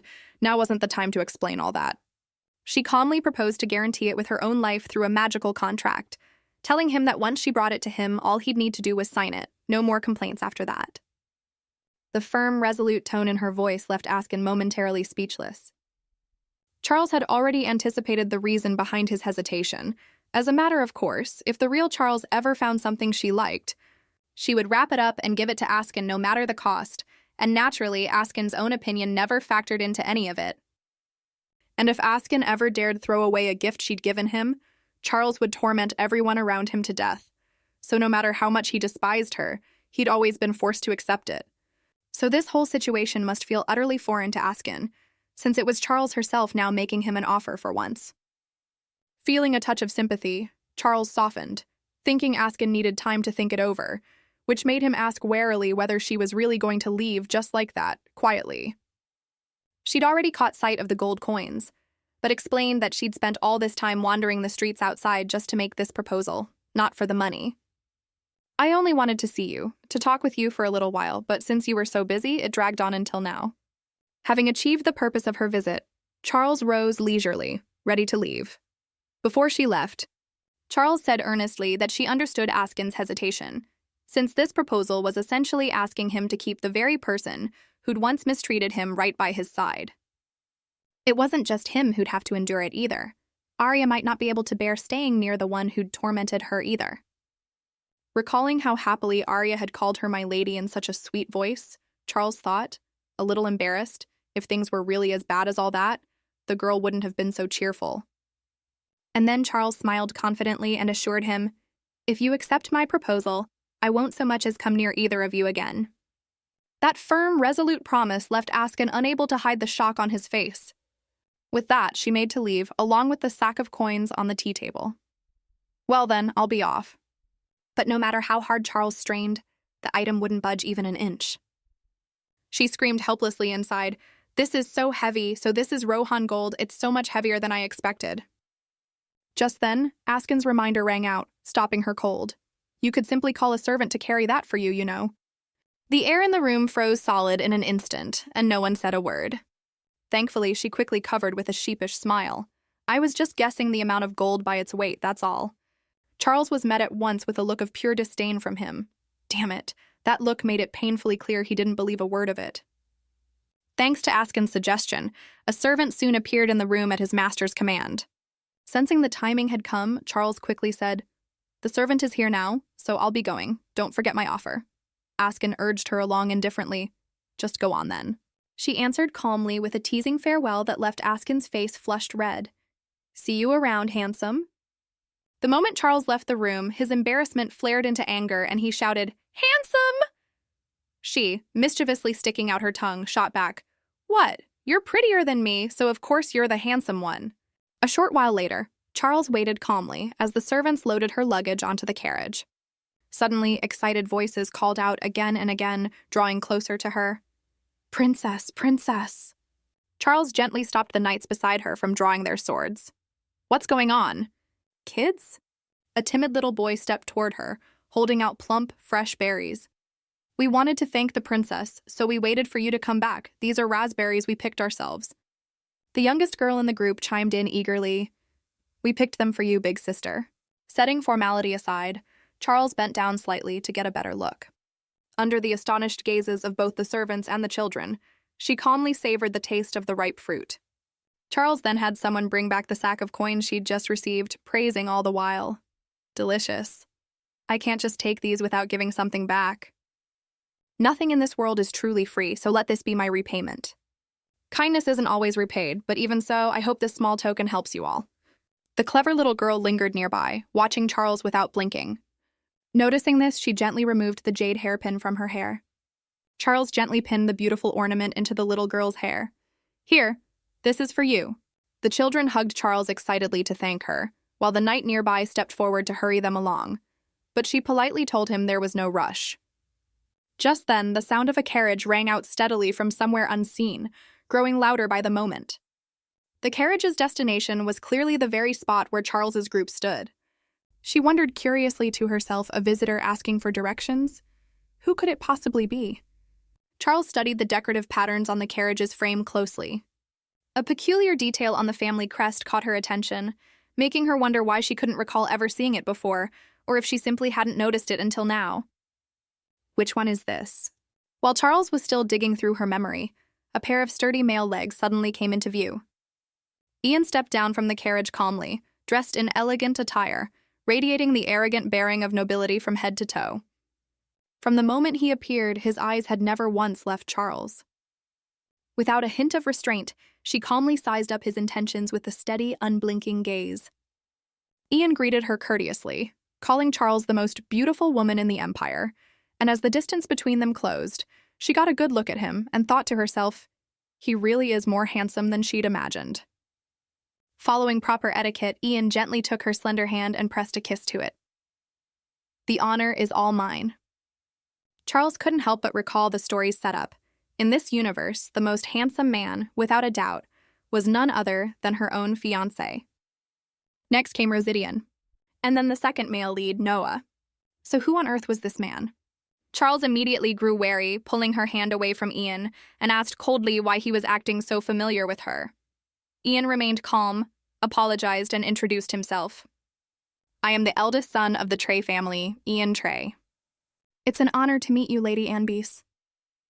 Charles silently repeated the noble family name to herself. Trey.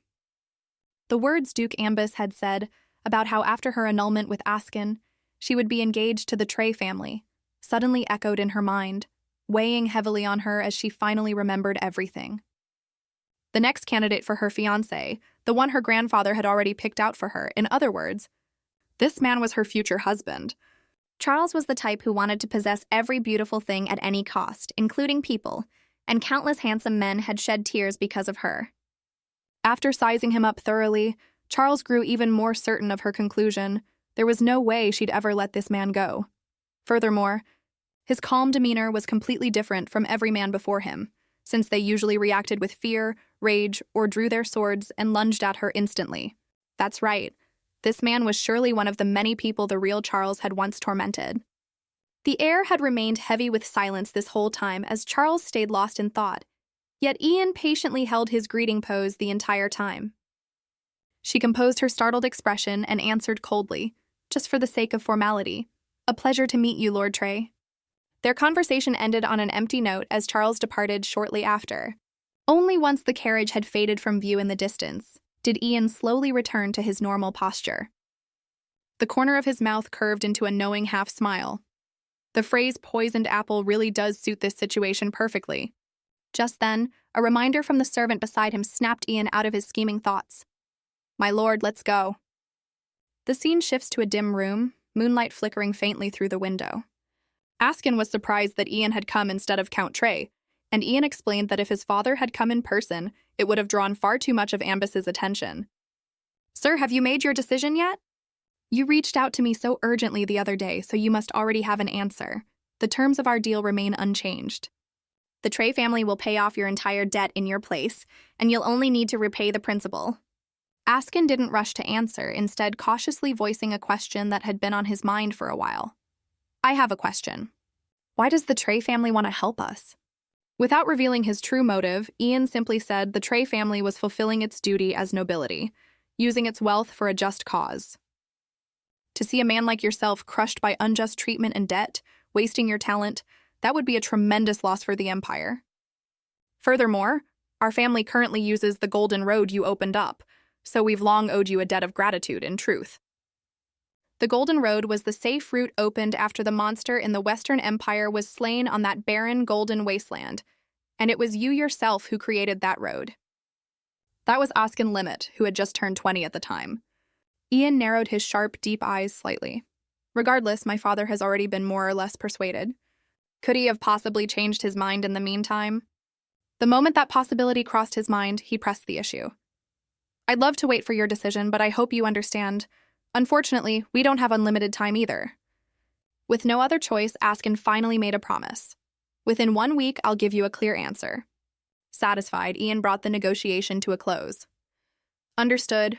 I'll wait for good news that satisfies both sides. Speaking of which, I recently heard quite an interesting story. I heard Lady Anbis helped the flood victims on this territory. The people even gathered local specialties together to thank her for it. Forgive my rudeness, you must be tired by now, so I'll take my leave." The sound of the door closing echoed and faded, leaving Askin standing frozen like a motionless statue. His brow furrowed ever so slightly, barely noticeable, yet enough to betray his deep contemplation. Like Askin, Ian didn't leave right away after stepping out of the room either, lingering by the door instead. Their brief exchange had made him realize the two of them seemed closer than he'd thought. Since the moment Lady Ambus was mentioned, the other man had clearly grown flustered for a moment. How troublesome. This only makes me even more curious. The night of scheming and calculation temporarily drew to a close, giving way to the rising sun of a new day.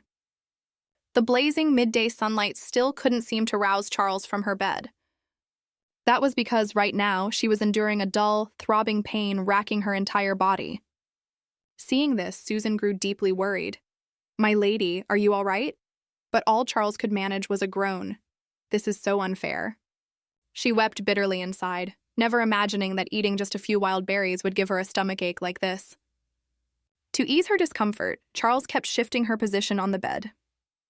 She let out one exhausted, gasping breath after another, rubbing her forehead in frustration. I hate being sick, I really do. Susan reminded her gently, My lady, here's your medicine, please drink it first. You'll feel much better after some sleep. She had no idea how much time had passed before Susan's urgent calls woke her. My lady, my lady, my lady. I'm truly sorry for waking you, but I think you need to see this. She rubbed her eyes drowsily, still half asleep. I feel better now. What's going on? Susan reported, flustered. The escort knights have brought a few children here. A flicker of suspicion crossed Charles's eyes at the news. Children? Send them in. And with permission granted, the knights quickly pushed the door open and entered. Charles's gaze shot immediately to a small child's arm, gripped tightly in one knight's hand. Her mood, already low from being sick, plummeted even further the instant she recognized those familiar faces. Aren't these the very children who gave her those wild berries? One knight reported they'd caught the children responsible for the young lady's stomachache, and Maun immediately chimed in, begging her to punish them. Charles alone was left speechless at this bizarre display of one side reveling while the other suffered. Are you people seriously doing this? Using these children as a human shield just in case I might lash out at them in anger? The thought alone made her let out an exasperated, furious sigh. Charles held back her anger and calmly told Susan to take the children to the sitting room and give them some pastries, which made her bow her head and accept the order at once. Susan gently led the children away, leaving Maun and his companions behind, utterly bewildered. My lady. Their faces grew paler and paler as the door slowly swung shut. Once she was certain the children could no longer hear anything from inside, Charles finally let her fury erupt, demanding answers. Since when did I order any of you to bring those children here? The entire room fell instantly silent. Charles repeated the question sternly. Why aren't you answering? Is that question so hard to answer? It took them forever to stammer out a response. But my lady, about those raspberries. Sensing they were trying to dodge the question, Charles cut them off coldly. What I want to know is... She pointed a finger straight at Maun and demanded an answer. Did I give any of you an order? To do that? The man beside him quickly explained they only wanted to make the young lady happy since she'd gotten a stomachache from the raspberries, but Charles, growing impatient, raised her voice. Who did what, exactly? Who gave any of you permission to guess at my thoughts on your own? Charles knew full well herself, yes, her mood was genuinely bad right now, but the real reason she was truly furious was this. It was because these scoundrels had used those children as a shield in front of her. She was at a loss for words with these men. You people have some nerve, acting on your own without my orders. Wouldn't grandfather be so pleased to hear about this? The two men instantly turned pale and swore, This won't happen again, my lady. We were just... Charles had grown thoroughly sick of hearing this. Shut your mouths and stop making excuses. She coldly ordered the two of them, get out. Watching the two men hurry away, Charles couldn't help but think, even though they're technically my personal knights, they've clearly never truly served me at all. I'm quite sure they only ever take orders from grandfather. In other words, the original Charles must have lived a lonely life her entire time here. Inside the room, the children sat obediently on their chairs. At the sound of movement, they flinched and shrank back at once. Charles asked them gently, Haven't you had any of the pastries yet? They're really delicious. A boy stammered, asking her, The knights? His whole body trembled as he explained, The knights told us not to do anything in front of you, just to stand still. And they said if we didn't listen, they wouldn't let us see our parents anymore. Hearing this, Charles's anger flared up again. I should have knocked every last one of their teeth out before walking in here, those damned scoundrels. But she also found it deeply troubling that these children had to suffer such misery simply for being accidentally caught up with a villainess. Charles turned and ordered, Susan, just grab any two things from that drawer over there. She answered at once, Yes, my lady. The moment Susan left, Charles continued comforting the two children. Don't worry, I have no interest in bullying you right now, all right? But I do hate seeing people cry. Hearing that, the boy immediately clamped his mouth shut. Susan quickly returned and placed a small box in Charles's hands. All right then, how about this? From inside, countless golden butterflies fluttered up into the air. Charles told them firmly, If you stop crying, I'll give you this. The two children immediately wiped away their tears. Both of them were instantly captivated by the golden scene before them. The little girl took it reverently but still hesitated. My lady, actually, my little sister was given a hairpin by someone. She lost it and searched for it until late at night, which is how she caught a cold. She feels terribly guilty towards you because of it, my lady. Charles, feeling for her, decided, it seems I'll need to prepare another one for that little girl. The girl panicked and blurted out, no, I didn't mean to ask for another one. Charles simply cut her off. That's enough. Go on home now. I'm tired. Before they left completely, she carefully instructed, Susan, see the children home safely. Susan bowed and answered, understood. Just as she reached the door, a servant announced, My lady, the Duke is looking for you. Charles froze for a moment, surprised. Grandfather, she thought to herself, is it about that matter? Inside the palace, a voice rang out amid the evening glow. What is this? Charles proudly held up a dazzling gold coin. Can't you tell? It's the reward I received for helping the flood victims. Duke Anbus fell into thought for a few seconds. Charles felt a small pang of guilt. Well, thinking about it more carefully, it's actually taken from my brother's pocket. A few seconds later, Duke Anbus stood up. He reminded her sternly, the royal family will soon be holding a banquet to celebrate the goddess's blessing. Don't go causing any more foolish trouble, keep quiet, and conduct yourself properly, understood? Charles answered indifferently, offhand. I'll do my best. She already had a plan in place, but after all, she did have a prior appointment to keep. A girl's got to make a living somehow. Duke Anbus reached out and touched the gold coin, then added, and at that royal banquet, I intend to formally announce your marriage to Duke Limit. Charles's face went completely pale. What? When asked whether Askin had agreed to this marriage, he calmly replied while holding the gold coin that a debtor like him had no choice but to obey his wishes. Charles asked curiously, what if Askin pays off the debt before then? But Duke Anbus was utterly certain Duke Limit would never be able to pay it off.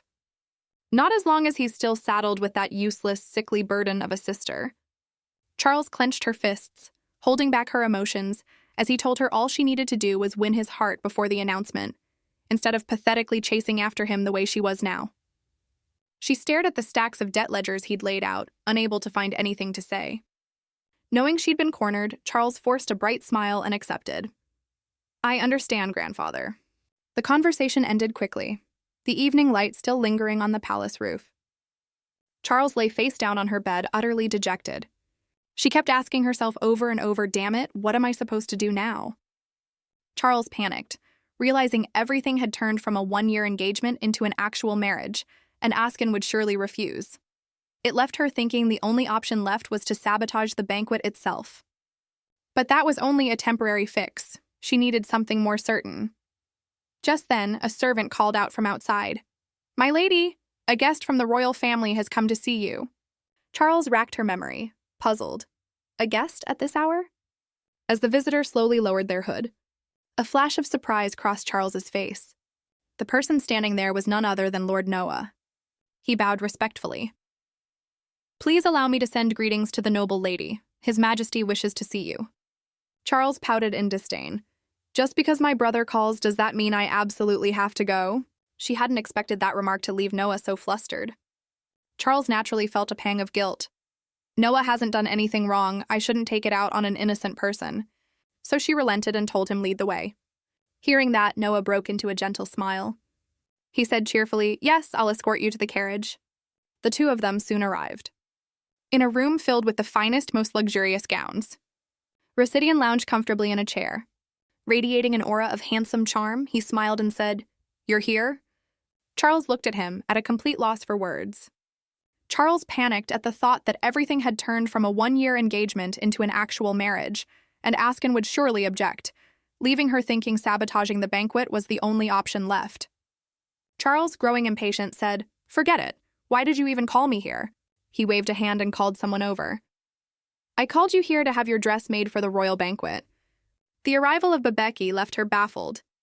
Greetings to the noble lady. I am Babeki, the royal family's exclusive fashion designer. Charles asked tensely why she had to be fitted here. Weren't there plenty of designers at the ducal estate too? Rosidian ordered imperiously, Be quiet and let them take your measurements. Quite the talker for someone in debt. She shouted, thoroughly displeased. What does that have to do with anything? He sneered mockingly. "If you don't want to listen to me, then pay me back right now." Charles felt utterly helpless. I really was a fool to borrow money from this man. Residian kept complaining that Charles always wore such inappropriately revealing outfits to banquets, then insisted she dress properly and follow the rules this time, leaving her baffled as to why he kept meddling in her affairs like this. He immediately scolded her for dropping the honorific, prompting Charles to quickly correct herself and call him Your Majesty, while thinking to herself, this man really is the same kind of old-fashioned older brother in every single world. Residian frowned and pointed out, the problem is that those useless people will go absolutely insane over it, understand? Charles stood still as the servants took her measurements. So do you want me to cause trouble or not?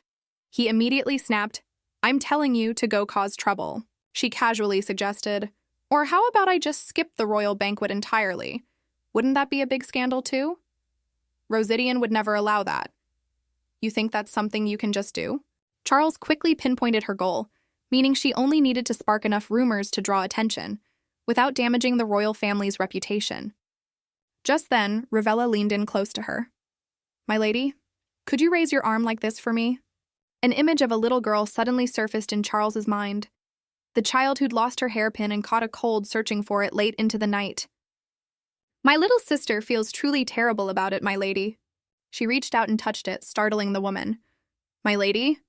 Charles glared at her and demanded, You, where did you get that hairpin? Flustered, Ravella stepped back and explained, This hairpin was a gift from my lover. Her tone turned even colder. Your lover? So you're saying you and this maid are lovers and you gave her this hairpin?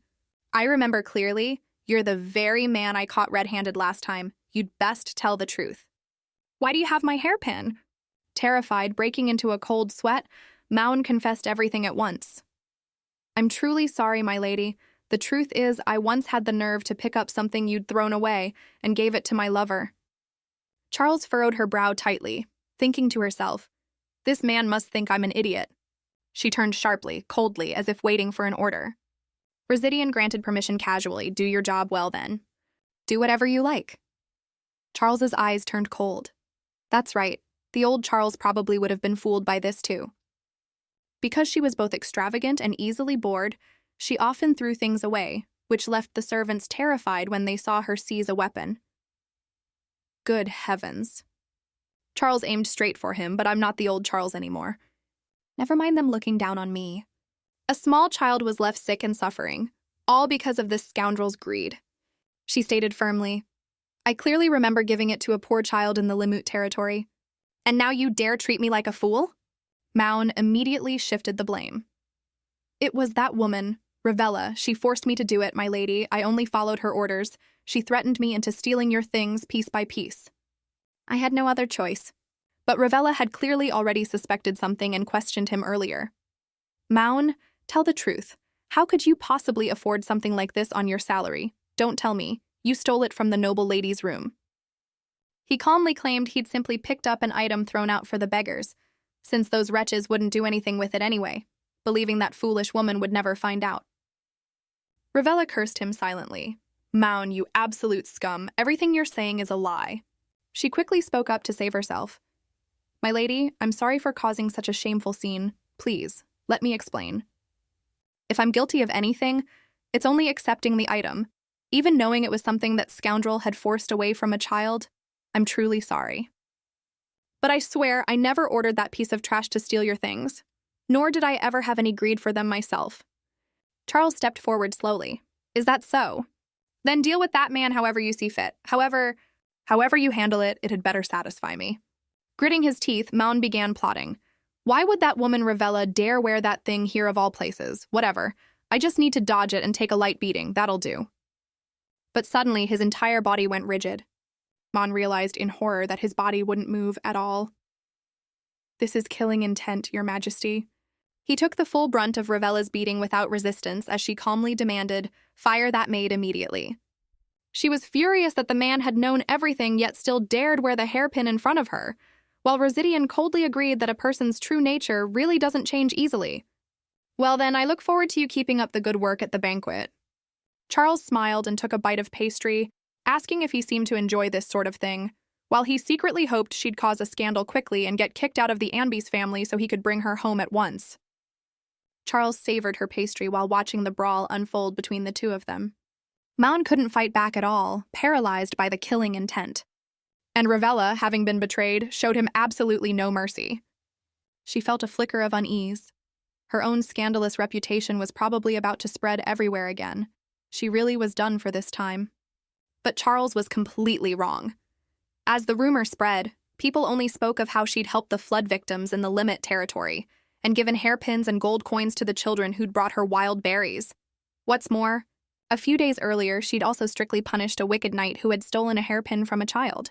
What a truly kind and gracious young lady, a genuinely noble aristocrat, the one who would become the mistress of our territory. Askin could hardly believe it. Could those rumors possibly be true? Ben was just as bewildered. Yes, my lord. Those rumors are steadily spreading across the whole territory. What should we do?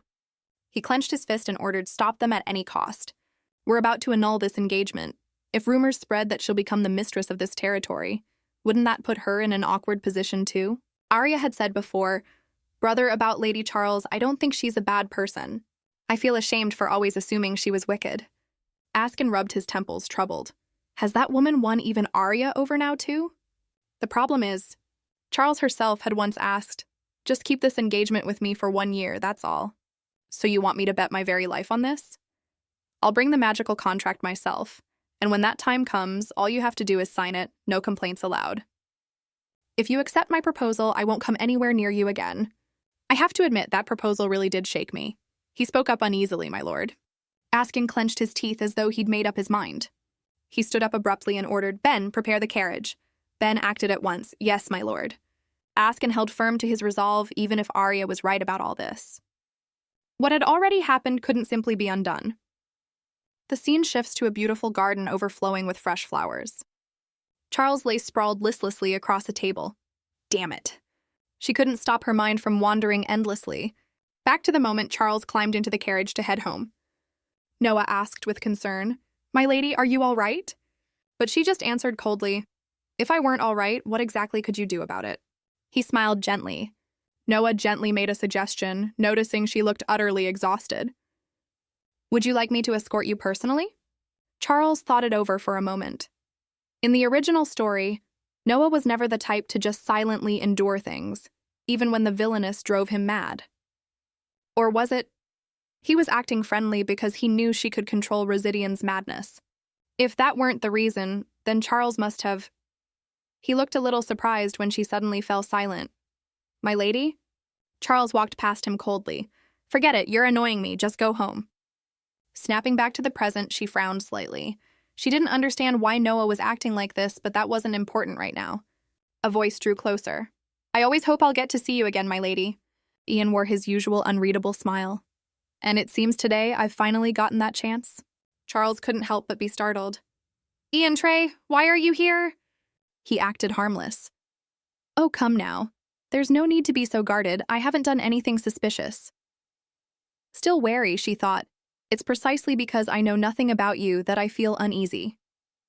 Ian courteously held something out. I was on my way to see the Duke, but I simply couldn't pass by without stopping. What perfect timing, since I just so happened to prepare a small gift. This is a fine wine from the Kingdom of Adet, imported from across the ocean. I brought it since I heard you're quite fond of drinking. He watched her reaction closely, thinking, I heard she's practically a heavy drinker, yet she's reacting so coldly. Was that rumor false too? Ian asked, frowning. You don't like this kind of wine? Charles suddenly held out her hand. Give it here. Just as her fingers reached the bottle, it suddenly slipped away, as though Charles herself had knocked it aside. He stared wide-eyed, completely caught off guard. The precious bottle of wine shattered to pieces. She seemed to feel a little reluctant about it too. Charles said nothing, unsure what to say. Ian stood frozen for a moment, then quickly slipped his usual smile back on. Ian spoke smoothly. My apologies. It seems this wine wasn't quite worthy of someone known as the Empire's greatest connoisseur of alcohol. Next time, I'll prepare a wine truly worthy of you. When that day comes, would you care to drink with me? The blazing sunlight continued to pour down over the garden. Charles couldn't make sense of any of it. What in the world is wrong with this man? Just how deep must his grudge against Charles run for him to keep wanting to see her again like this? Suddenly, Susan rushed over with urgent news. My lady, my lady! There's a guest here to see you. She asked calmly, Susan, which guest? She seemed quite agitated. Duke Limit has come to see you. The moment Askin appeared, every gaze around them turned instantly toward him. Charles jumped up in alarm, her heart pounding with unease. Askin, what is he doing here? At the same time, Ian gave a small bow, his tone perfectly courteous. Greetings, Duke Limit. Good afternoon, sir. What a surprise to run into you in a place like this. Askin glanced at him coldly and replied curtly, I see. He shot Ian a look full of murderous intent, and the air instantly grew heavy. He stepped back slightly but still spoke calmly. In that case, allow me to take my leave, so the two of you can enjoy your time together. My lady, I do hope we'll have the chance to meet again soon. Watching Ian's retreating back, Charles thought suspiciously. That man really beat a fast retreat. Could he really have come just to bring wine? But once he'd vanished from sight, the awkward tension between her and Askin suddenly grew even more intense. Charles screamed inwardly, I could just die of embarrassment, especially right after that humiliating flirtation. And to think, before I left, I even called him handsome. I have so much I need to say to Askin. Just then, Askin spoke first, unexpectedly. Seeing that just now actually helped me reach a decision. She froze for a moment, then asked hesitantly, A decision? What do you mean? Askin took a slow, deep breath, his voice dropping low. It seems you were enjoying yourself quite a bit back there. If you've already found another man, then I suppose there's nothing left to do but end our engagement. Hearing that, Charles cursed inwardly. This vile man! How on earth is he twisting my words like this? Then she said, frustrated, I don't know why you keep misunderstanding me, but the man I chose is you. With that, the tip of her finger lightly touched his chest. Charles stepped forward boldly, insisting fiercely, You're completely different from all those tedious men out there. Hearing that, Askin flushed red and answered, flustered, Ah. Before he could finish his sentence, Duke Anbis cut in. So, the two of you are here, are you? Oh my, am I interrupting? What a lovely couple you two make. You really should see each other more often, Duke Limit. Askin instantly swallowed back what he'd been about to say, his tone growing more serious than before. No, actually, your timing is perfect, Duke Anbis. There's something I need to discuss with you as well. Brilliant sunlight bathed the magnificent, splendid castle. Every exquisite item in the room caught the sunlight, casting off a mesmerizing, glittering glow. Duke Anbis sat across from the two of them and asked calmly, So what exactly requires my presence as well? Askin answered at once, It will be easier to explain with everyone involved here together. Charles sat silently beside him, watching him with a puzzled look. Easier to explain. Wait, don't tell me he's planning to? Just then, Askin's cold voice rang out, I, Askin Limit of the Limit Ducal family, formally request the annulment of my engagement with the Anbis family. Every word he spoke landed like a fatal blow against Charles, leaving her frozen in shock for a moment. Charles's small heart clenched with a sharp, sudden pain. Trembling, she reached out to grab hold of Askin, her voice breaking. Wait, hold on, Askin. But Askin cut her off mercilessly. I won't be changing my mind. I genuinely want this engagement annulled. Hearing that, Duke Anbis raised an eyebrow, his voice dropping with fury. You've stayed silent all this time, and now you pull this? I told you to use every means necessary to win her heart, you useless fool, and in the end, all you've done is bring shame to the Anbis name. Charles quickly tried to explain. Grandfather, but his furious shout silenced her at once. Silence. Someone. Take this girl outside. What are you all standing around for? Drag her out now. A group of guards immediately rushed forward. Charles stumbled backward, panic rising within her to its peak. Wait. These men were supposed to be her own personal guards. Could it be he was being cautious, afraid Charles might recognize their faces and seek revenge later? She struggled desperately to break free from the guard's grip, screaming in panic, Let go of me. The teacup on the table suddenly crashed to the floor, shattered porcelain and spilled tea splashing across the ground at Charles's feet. As she was forcibly dragged away by the guards, she cried out in desperation. Grandfather. Duke Anbis looked at Charles with indifference and said mockingly, I'll give you whatever you want, so go on now and play with your little toys. After she was taken away, the two men continued their conversation. He pressed on, Now that my dear granddaughter is gone, let's continue, shall we? I'll give you one final chance. Do you truly wish to annul your engagement with my granddaughter? It seemed Askin had been pushed to his limit. He gritted his teeth, struggling to hold on to the last of his composure. Askin answered firmly, "Of course I want to end it. I can even repay the entire loan in cash immediately."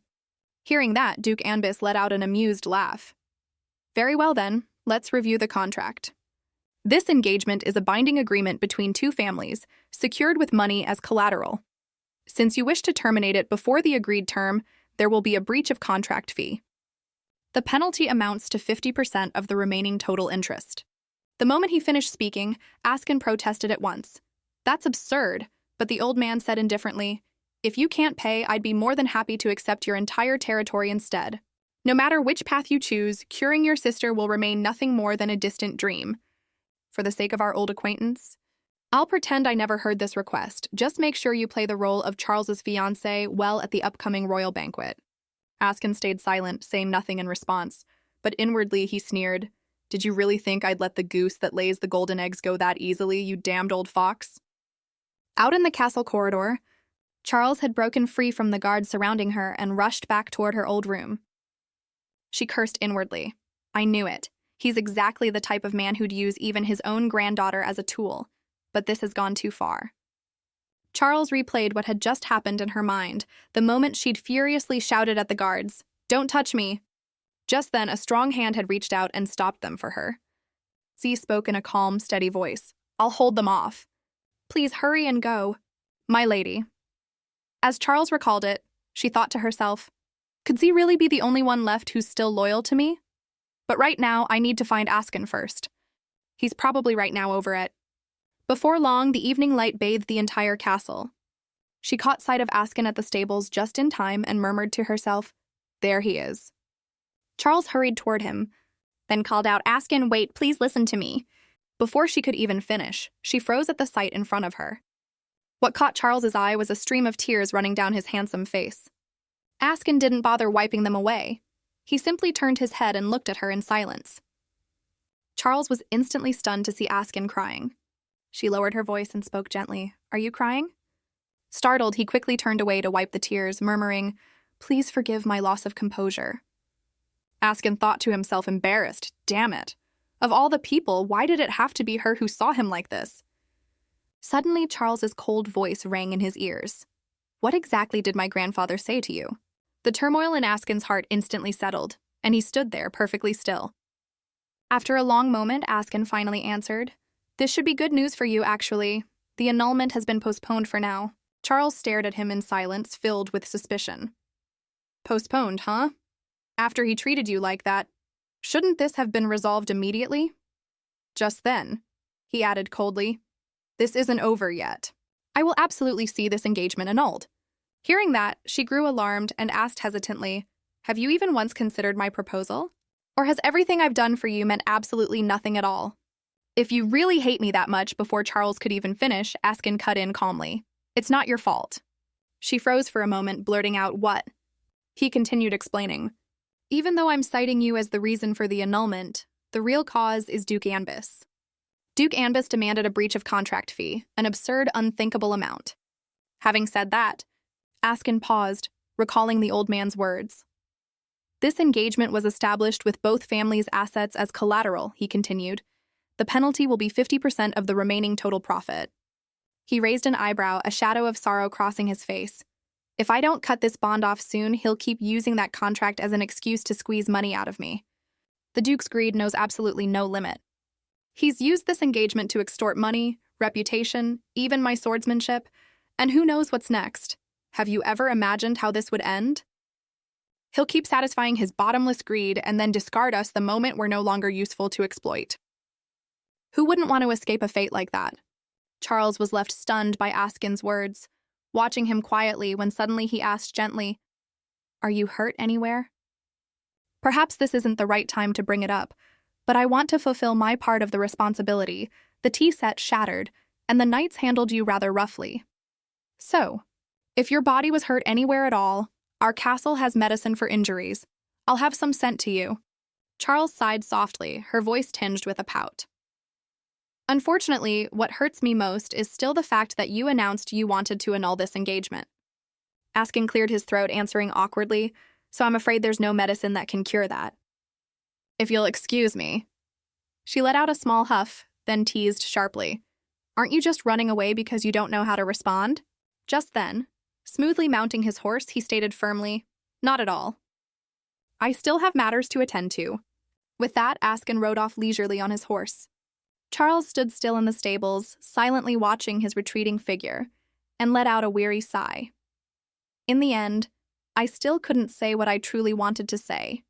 At the same time, in another magnificent, pristine castle, in a study bathed in sunlight, a stern voice rang out. Your Grace, a letter from Duke Limit has arrived. A deep, warm voice answered, What does it say? The blue-haired assistant read aloud at once. He says he accepts the conditions you've laid out. However, he also requests a few additional changes to the terms. Ian took the stack of documents, his sharp eyes coldly scanning every line. He said in a cold voice, The final amount has gone up. Just then, the blue-haired assistant spoke up timidly. What would you like to do, my lord? Ian curled his lips into a sly, fox-like grin. If the amount has changed, then naturally I'll need to add a few conditions of my own too. As night fell, Charles wandered aimlessly through her own garden. Deep in thought, she raised an eyebrow. Today I really should have brought up the royal banquet, but Askin's tears left my mind in complete chaos, though I suppose I can't blame someone just for crying. More importantly, I truly never expected there to be another reason behind his wanting to annul this engagement. So what am I supposed to do to protect both my life and my pile of money? At the same time, Z quietly followed behind, serving as Charles's guard, his eyes silently watching over her. Suddenly, the sound of an argument broke out nearby, and Z spun around at once, ready to protect Charles. Two guards were arguing right in front of the castle gate. One said helplessly, I've told you 100 times, the Duke has already left. The blue-haired knight immediately shot back, Stop lying to people. He's not the type to leave the castle without saying a word. He shouted, I'm certain he's being held here somewhere. Just then, an authoritative voice rang out. He isn't here. The blue-haired knight cried out in alarm at the sight of Charles. My lady! She spoke calmly, questioning him. Why are you looking for my fiancé here? He left a long time ago. He answered in a hushed voice. Then where else could the Duke possibly be right now? Charles said sternly at once. You're his personal guard. Shouldn't you be the one who knows that better than anyone? Why are you asking me? Oh. The blue-haired knight bowed his head, stammering. Well then, if you happen to see the Duke. She tilted her head, looking at him, thinking to herself, it's obvious he doesn't believe a word I'm saying. But he suddenly cried out urgently, Please tell him that Lady Limit is in critical condition. Charles froze at those words. The news struck her like a bolt of lightning through the hand. Charles snapped, her voice sharp. What? The stillness of the night had settled over the castle of the Limit Duchy. The sound of hurried footsteps echoed through the empty corridor. Askin threw open the door and rushed in, his voice frantic. Arya! Arya sat up in her sickbed, smiling warmly. Brother? He rushed to her side at once, unable to stop blaming himself. I'm sorry, Arya. I could have come back sooner, but there was trouble in the trading district nearby recently. No, never mind. That's all just an excuse. That's right, nothing but an excuse. Suddenly, Arya took hold of Askin's hand, her voice gentle. Brother. I'm much better now, thanks to the young lady.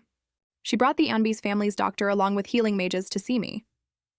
And she stayed by my side until I recovered. She even covered the entire cost for the mages, too. Did you know that, brother? Have we been misjudging the young lady this whole time? Or should we give her a chance? Askin sighed softly, his voice low. Let's talk about this later, Arya. She nodded obediently. Yes. After lulling Arya to sleep, he quietly slipped out of the room. Askin's assistant spoke up hurriedly. Your Grace, I'm confident the young lady will understand. Just then he cut in coldly. Young Count Trey has added a new clause, hasn't he? Hearing that, the man reported at once. Yes, well, the clause added in exchange for covering the increased payment is, the engagement with Lady Anbis must be annulled. The next day, the ducal castle basked in brilliant sunlight.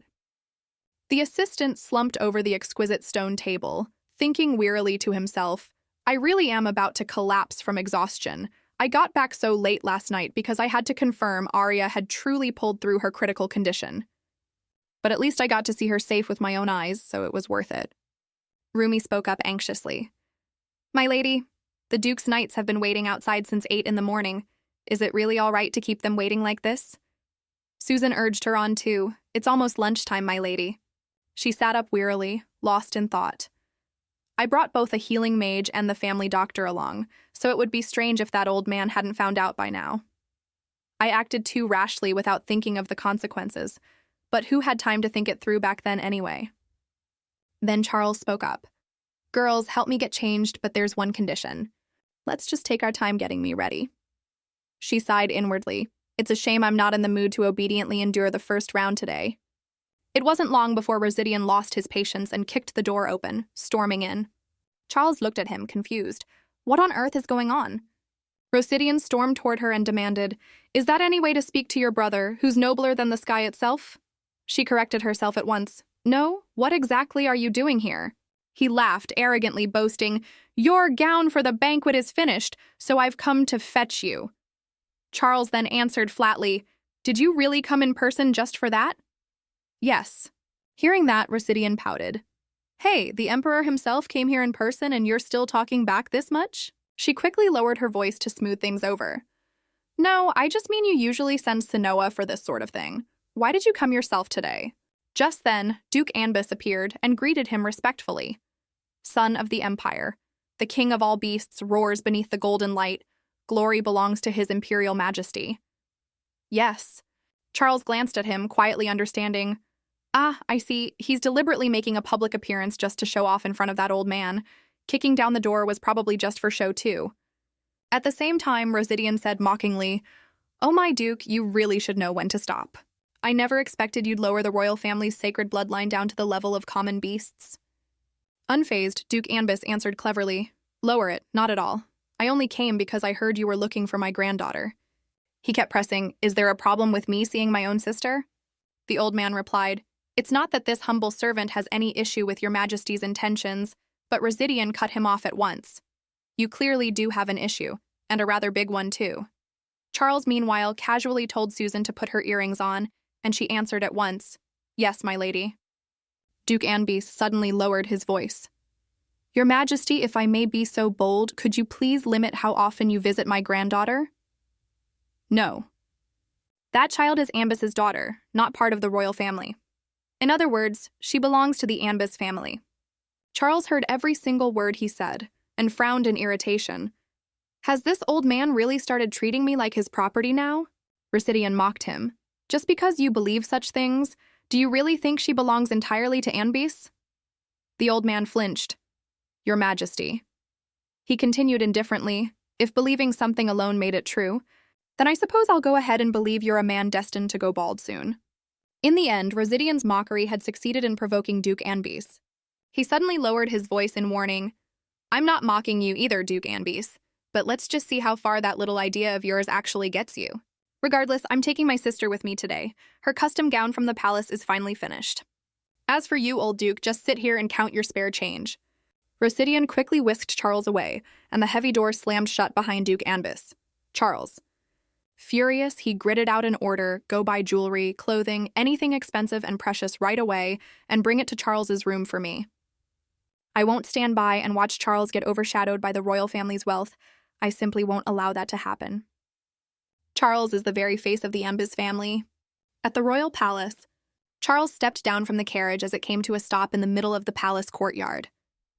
She suddenly called out, Z, why are you following me? Z answered calmly, Because I'm your night guard, my lady. Confused, Charles tilted her head. You're just a knight my grandfather assigned to me, that's all. If this keeps up, he'll end up calling you over and... Suddenly a gust of wind blew past, and his eyes flashed with a pain, as though he'd just lost something precious. Z answered cautiously, My lady, don't tell me you've forgotten. Just then, Rosidian urged her along. What are you doing? There's no time. Hurry up. And with that, Charles's attention was pulled away. She glanced back at Z once more, then followed Rosidian into the palace. He stood at attention before the carriage and bowed respectfully. Inside the palace, all sorts of luxurious garments were on display, when suddenly a pleading voice rang out. Your Majesty. This humble servant. This humble servant begs your majesty. The finest materials from the Western Sea will arrive shortly. Please allow us the honor of making an outfit for the young lady. The female designer knelt and prostrated herself at Charles's feet, pleading. She wondered, puzzled. Is that really all she got down on her knees to ask for? Beside her, Residian spoke up, irritated. You're begging me. So why are you pleading with Charles instead? The woman quickly explained. My legs just went weak on their own. He looked Charles over and nodded in approval. I like this idea too, request granted. The female designer looked overjoyed. Thank you, Your Majesty. Looking at herself in the mirror, she was instantly flustered. Impossible, this isn't sapphire, this is a blue diamond. Are they giving me this just so I'll act like some spoiled, pampered young lady? Residian walked up to Charles, showering her with compliments. Clothes really do make the woman. Lucky for you, you look a little less fierce now. He said proudly. The royal designers really are exceptional. Anbis's designers could never compare. Charles teased him at once, with such skilled designers around. How is it your own fashion sense is still so terrible, brother? Rosidian instantly bristled. Lucky for you, you've been looking less fierce lately. I know you're blind with love, but you really should take a good look at me too. Charles just sighed. Oh, come on. The servants beside them exchanged glances and laughed. They really are siblings, no doubt about it. Charles then brought up Askin, Duke Limut. His expression instantly darkened like coal. You seriously dare compare me to that empty shell of a man? She waved a hand. When did I say that? I only said my taste is like Duke Limut's. There are all sorts of different tastes in this world, you know. Still refusing to back down, Residian lowered his voice and demanded, Are you defending that man right in front of me? Seeing him growing angrier, Charles decided to stop talking, only sighing inwardly. Oh, great. Here we go again. What is he even mad about this time? Getting no answer only made Residian angrier still. Then he noticed her trembling, gripping her necklace tightly. Residian sighed, helpless, and she managed to calm herself down. He softened his tone and reminded her, That's enough. On the day of the goddess's blessing banquet, I'll be the one escorting you, so make sure you wear that gown properly. Charles asked, confused.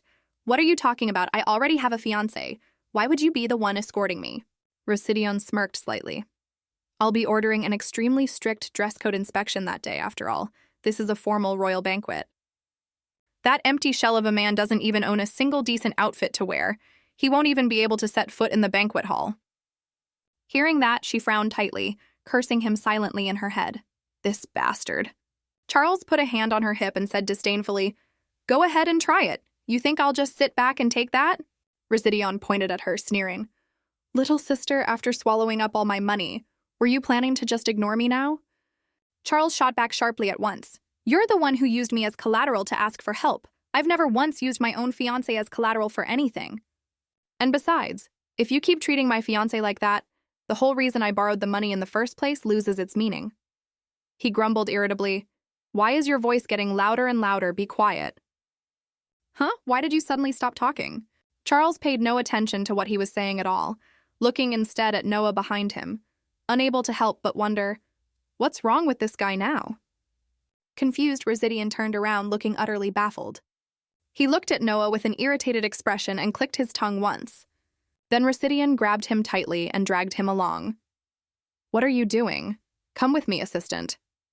Noah, not even given a chance to react, cried out, Your Majesty, I can walk on my own.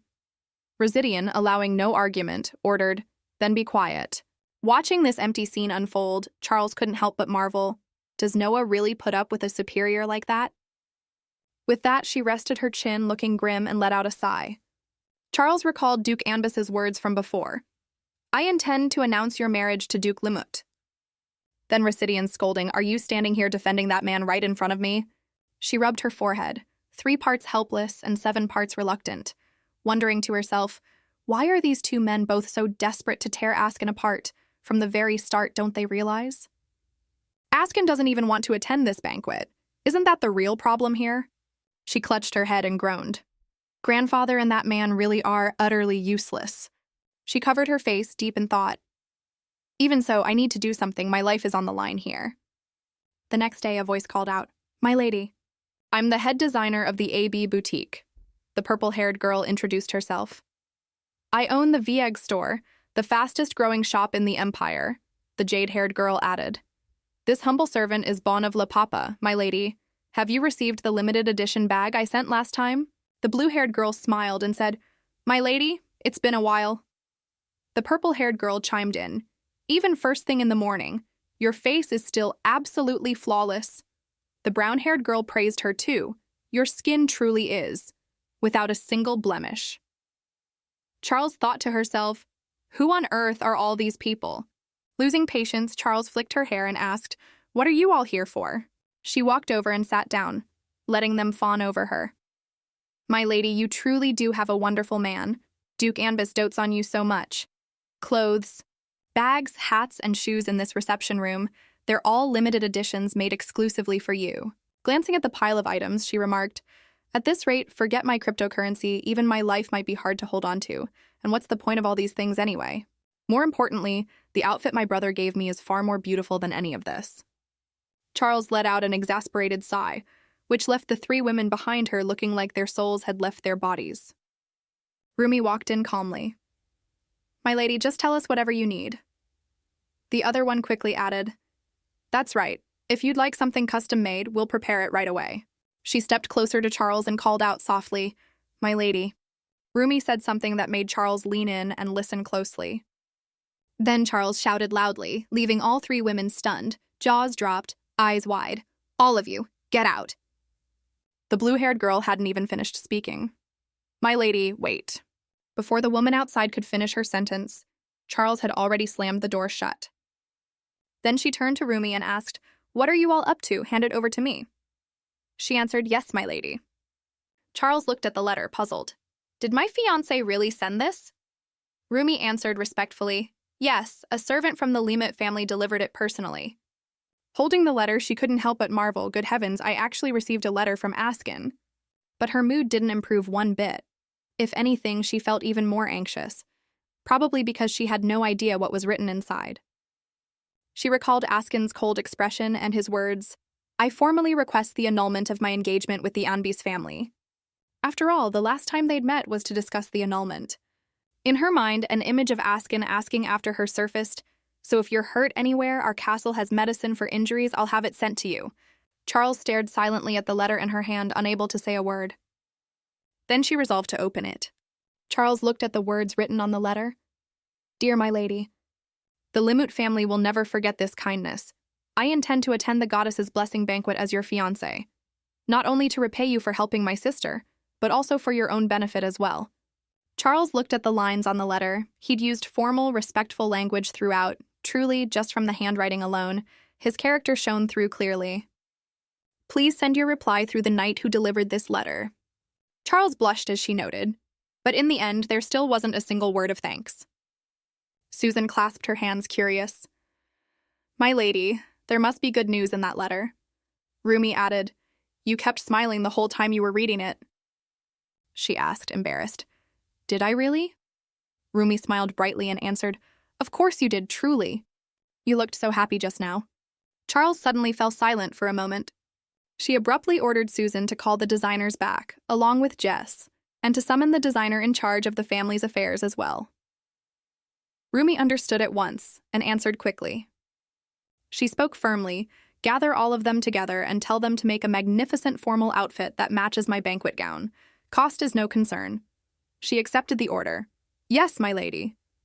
Charles crossed her arms and stood watching the two of them walk away. She turned back around. Then she walked off, still looking at the letter as she went. Charles walked over to a chair and slumped down into it.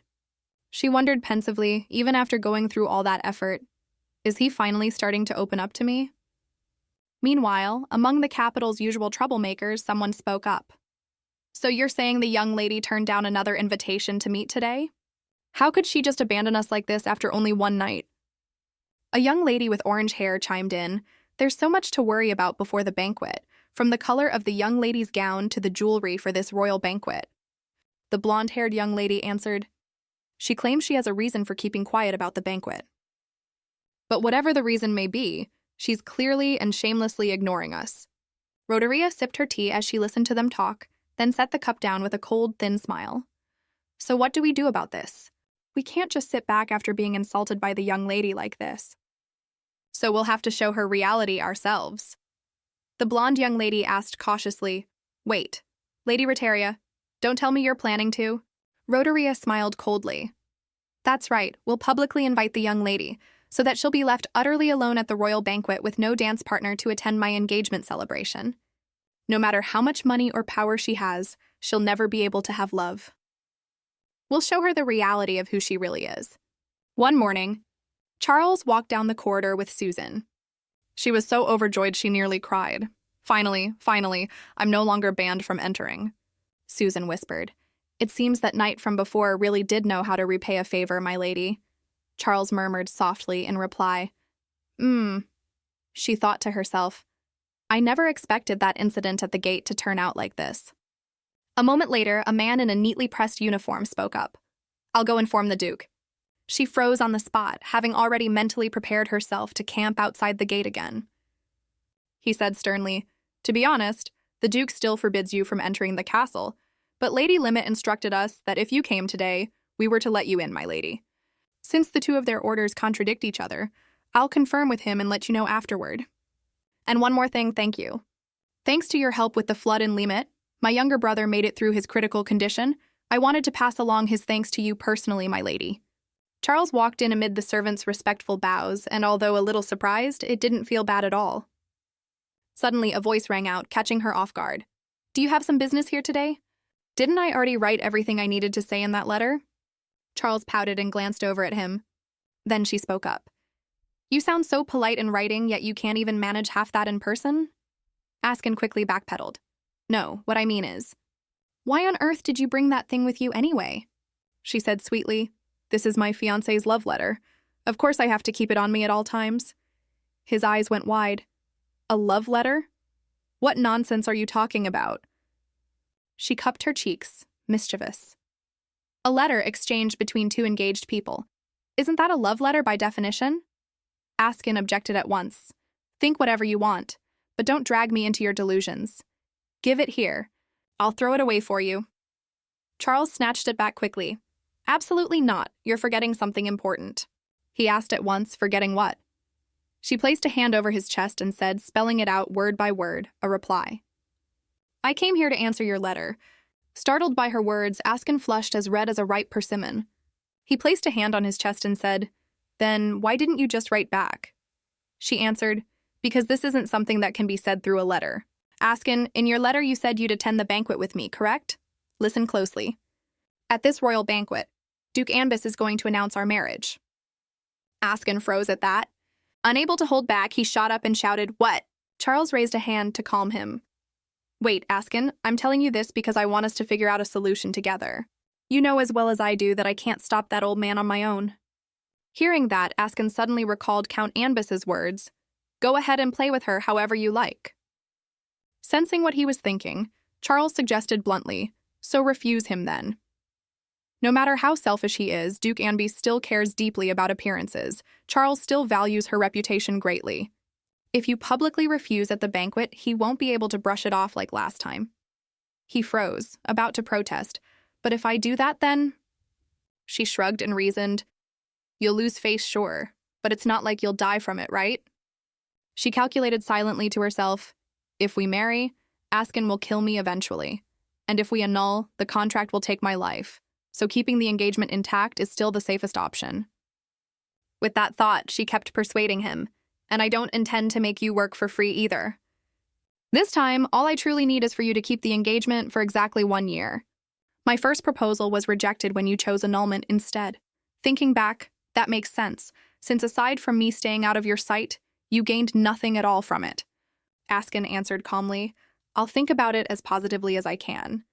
Charles rested her chin on her hand and said firmly, "If anything comes up, just contact me. But unlike last time, don't go making any sudden decisions on your own again. I really thought I was about to die that time." "Well then, I'll be off. You don't like me sticking around too long anyway, right?" Before Askin could respond, I don't..." He blushed, realizing he'd slipped up. "What did I just say?" Charles winked. "Oh, right. Don't worry about your outfit for the banquet. I've already had it made for you." He shouted at once, "What, wait a moment," but she paid him no mind and kept walking, telling herself, "I need to get away before he refuses." Once outside, Charles couldn't help but reflect. He really has changed.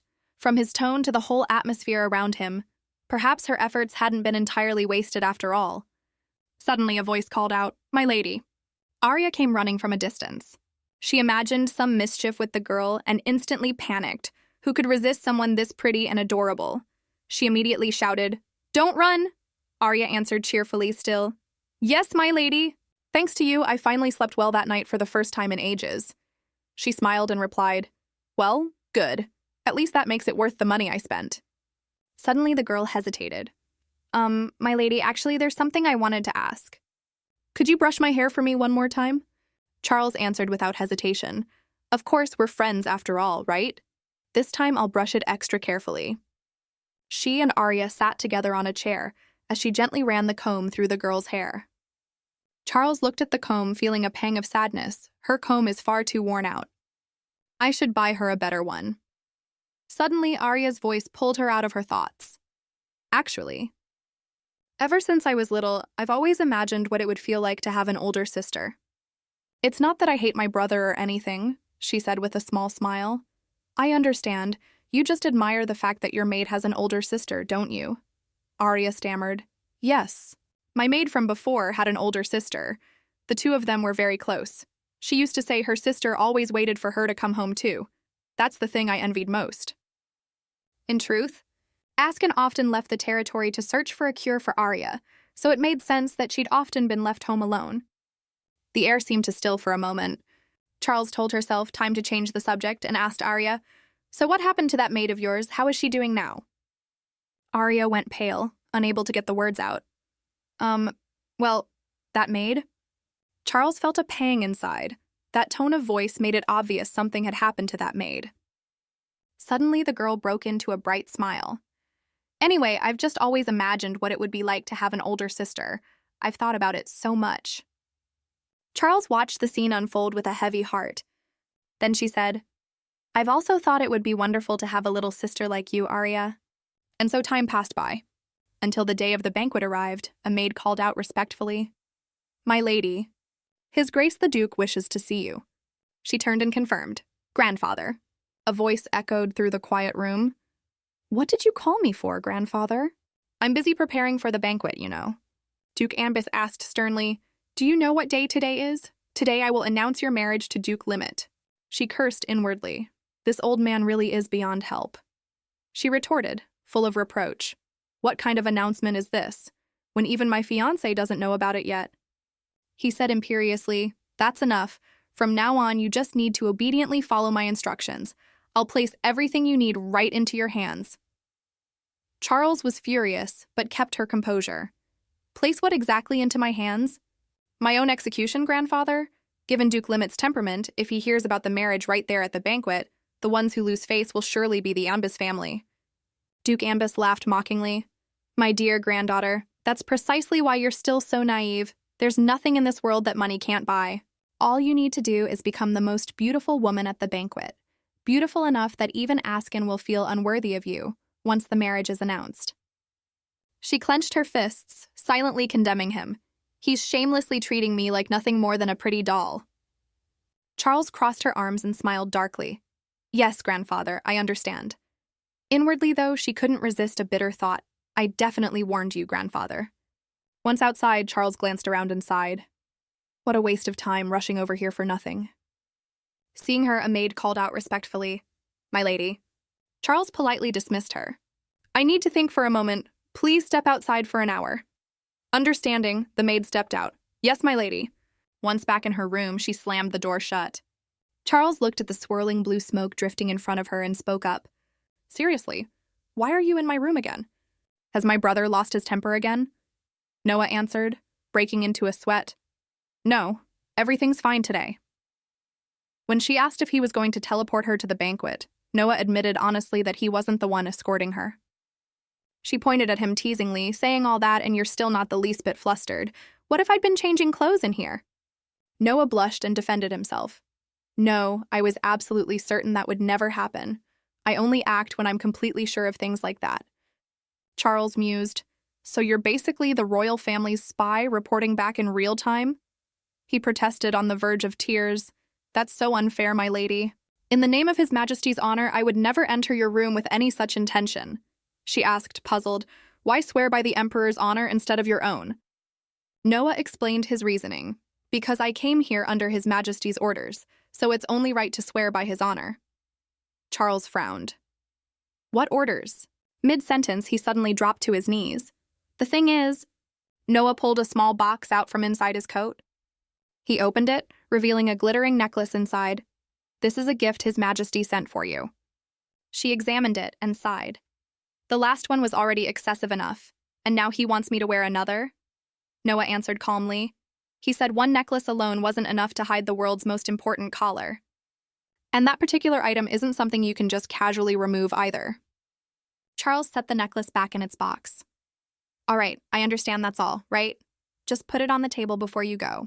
Seeing this, he asked at once, Is it that you don't like it? She brushed her hair back and asked, Why are you suddenly asking that? Noah lowered his head, his voice trailing off gloomily.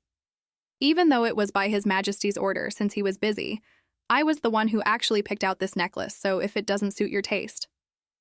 At first, I just thought it was pretty enough to wear. Charles smiled reassuringly and reached for the necklace box. But since you picked it out so carefully, looking at it again, it's actually even more beautiful. You're not doubting my taste, are you? Noah blushed and placed a hand over his chest, answering, It truly is an honor. At the same time, at Duke Limit's estate, Arya called out playfully, Brother? Everything's ready for the banquet, and yet... Confused, not understanding what was happening, Askin asked, Arya, what's wrong? Why are you looking at me like that? He was, as always, dressed simply. Seeing that, she pouted. Arya said in a low, sulky voice, I really thought you'd wear the formal outfit the young lady sent. He asked, puzzled, Arya, what matters is that I show up in person, but how do you even know the young lady sent me clothes? He called out again. Arya. Ignoring him entirely, she threw all her strength into yanking the wardrobe door open. Looking at the magnificent formal outfit inside, Arya answered, Lord Ben told me about it. He said the young lady prepared an incredibly beautiful outfit made just for you. It's so beautiful, it really does feel like it was tailored just for you, brother? Askin scolded her fondly. That man Ben really does love sticking his nose into unnecessary business. She held onto his sleeve, her voice trailing softer. You used to wear such beautiful clothes too, brother. Askin placed a hand on her shoulder and said, Arya, I don't need clothes like that. She spoke up. Brother, do you remember 5 years ago I was terribly sick? When I finally opened my eyes and woke up, I was so scared, thinking I'd have to endure that same pain all over again. And that's when you told me. Arya, you're healthy again now. The most important thing is this very moment right now while you're healthy. The image of Askin comforting her with those words, that she didn't need to keep looking back at the past. Askin froze at Arya's words. You said that to me, and now I want you to look at the present too, brother. It's true the young lady once hurt you badly, but nowadays, every time I say I don't feel well, she's always the very first one to come running, worried. Now she even brushes my hair and shares tea with me too. What I mean is, for the young lady's sake and for your own too, please, brother, try being a little gentler. She smiled, relieved now that she'd gotten it off her chest. Then Arya wrapped Askin in a tight hug. Meanwhile, outside Charles's estate, a heated argument had broken out. A man dressed in black insisted, naturally the young lady must ride in the Anbis family's carriage. The one in white wasn't backing down either. This carriage was granted by the Emperor himself. Are you people planning to defy the royal family's order? The servant behind them called out softly, My lady. The two men still wouldn't stop, each insisting the royal side was being unreasonable toward the Ambis heir. Charles remained calm, but the banquet hadn't even started yet, and she was already exhausted to death. Charles looked silently at both carriages. She quietly judged to herself, grandfather's carriage really is far more beautiful. The royal carriage is certainly flashy, but it's not really my taste. But if I just send it back like this, that tyrant of a brother will surely lose his mind. An image of Rosidian crossing his arms and scolding her flashed through her head. You're not using the carriage I sent you? Who do you think you are? Before the man in white could finish his sentence, Charles cut him off. Never mind. He turned at once and answered respectfully, Yes, my lady, I'll escort you to the carriage His Majesty sent. She crossed her arms and refused. No, that's not it either. Go strip every single royal crest off that carriage for me." Both the men in black and white stood dumbfounded, unable to understand what was happening. "My apologies." A moment later, the crowd stirred with excitement. "Hurry, get into position. The royal carriage is arriving soon. It's been so long since the royal family personally escorted Duke Limit. The royal family, I heard." Arya thought to herself, "That's the Ambis family's carriage, though." But then she suddenly noticed something.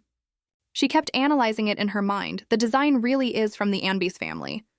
But the crest belongs to the royal family. Arya's eyes went wide with confusion, like a startled little fawn. Even so, she quickly brushed the thought aside. Still, it really is beautiful, so very like the young lady. Suddenly, the carriage door swung open. Charles stepped down gracefully. Arya's eyes went round as she called out loudly, "My lady!" Her face paled as she scolded the girl fondly. "Arya, why are you standing out here in the cold like this?" Arya voiced her thoughts at once. "This carriage is so beautiful. Did you pick it out yourself, my lady?" Charles narrowed her eyes. "Well, quite a lot happened with this carriage, actually." Arya broke into a nervous sweat. "Huh, what happened?" Charles just smiled. "It's nothing. A good girl like you doesn't need to know. But why are you waiting out here? Are you attending the banquet too?" Arya clasped her hands gently and denied it. "Not at all. I just came to see my brother off, and I also wanted to see you, my lady," Charles answered while glancing at Askin's outfit. "How touching. Arya came all the way out here just to see me, but it seems in the end he still isn't wearing the outfit I sent." Arya grabbed hold of Askin's sleeve and spoke up hurriedly. "Wait, my lady, just a moment." Startled, Askin exclaimed, "Arya!" She yanked his outer coat right off. Revealing the blue formal wear underneath, Arya explained, turning to her, "Brother made me wear so many layers, so I made him put on this extra cloak too." "Are you surprised? But you must be freezing cold too, my lady. Are you all right? You gave your cloak to Arya right before you left after all." Charles answered quickly, "I'm fine, I'll be in the carriage or the Great Hall anyway." Askin took off his outer coat on his own. Then he draped it right over her shoulders and said, "Hurry, get inside." Charles glanced at him, startled. What's gotten into him all of a sudden? Is this a green light? Arya smiled brightly and found an excuse to leave. "Now that I've seen you and sent my brother off, I'll take my leave first. I hope you have a truly wonderful time." Askin and Charles stood there, both flushed red with awkwardness. She predicted to herself, "I have a feeling today is going to turn out just fine." Outside, the rain was pouring down in sheets. She looked out and thought, "I really should have known good luck never lasts long." Once they arrived, Charles remarked, "We've made it, but the rain is so heavy." But before she could even react, Askin had already opened the door and stepped outside alone. Charles was left utterly stunned by the situation. Wait, don't tell me he actually left me here? Is he serious? 20 minutes later, she cursed furiously under her breath, that infuriating man. Suddenly, a black umbrella appeared right in front of her. Askin had returned. He courteously held out his hand. "It's raining hard. Be careful. Aren't you getting out of the carriage?" Charles took his hand and said, "I thought you'd left me behind." Askin explained, "If it were you and me as usual, I probably would have done just that, but I always keep my promises. Today I'll play the role of a model fiance, so don't worry." With that, the two figures slowly made their way inside beneath the umbrella. The servant standing by the door noticed the commotion and glanced over. Seeing the two of them together, he spoke up, flustered. Forgive my rudeness." Charles asked, confused, "What's wrong? Is there some issue with our attire, or did my brother give you all some special instructions?" The servant bowed slightly, flustered. "Please forgive the misunderstanding. Allow me to show you both inside." Then the doors opened, and the two of them slowly stepped in. A loud voice rang out, "Please welcome Lady Ambis and Duke Limit." From a distance, a few young ladies whispered among themselves, "When exactly did she come back?" "Lady Charles has been back for a while now, and you didn't know? We should really warn everyone to be careful from now on." Watching her, Askin felt uneasy. It's true, wherever Charles goes, she draws attention, whether for good reasons or bad. He suddenly asked, "Are you feeling uncomfortable?" "If it hurts, tell me. I'll personally get you home safely. Do you still need me for that?" Hearing that, Charles let out a small laugh.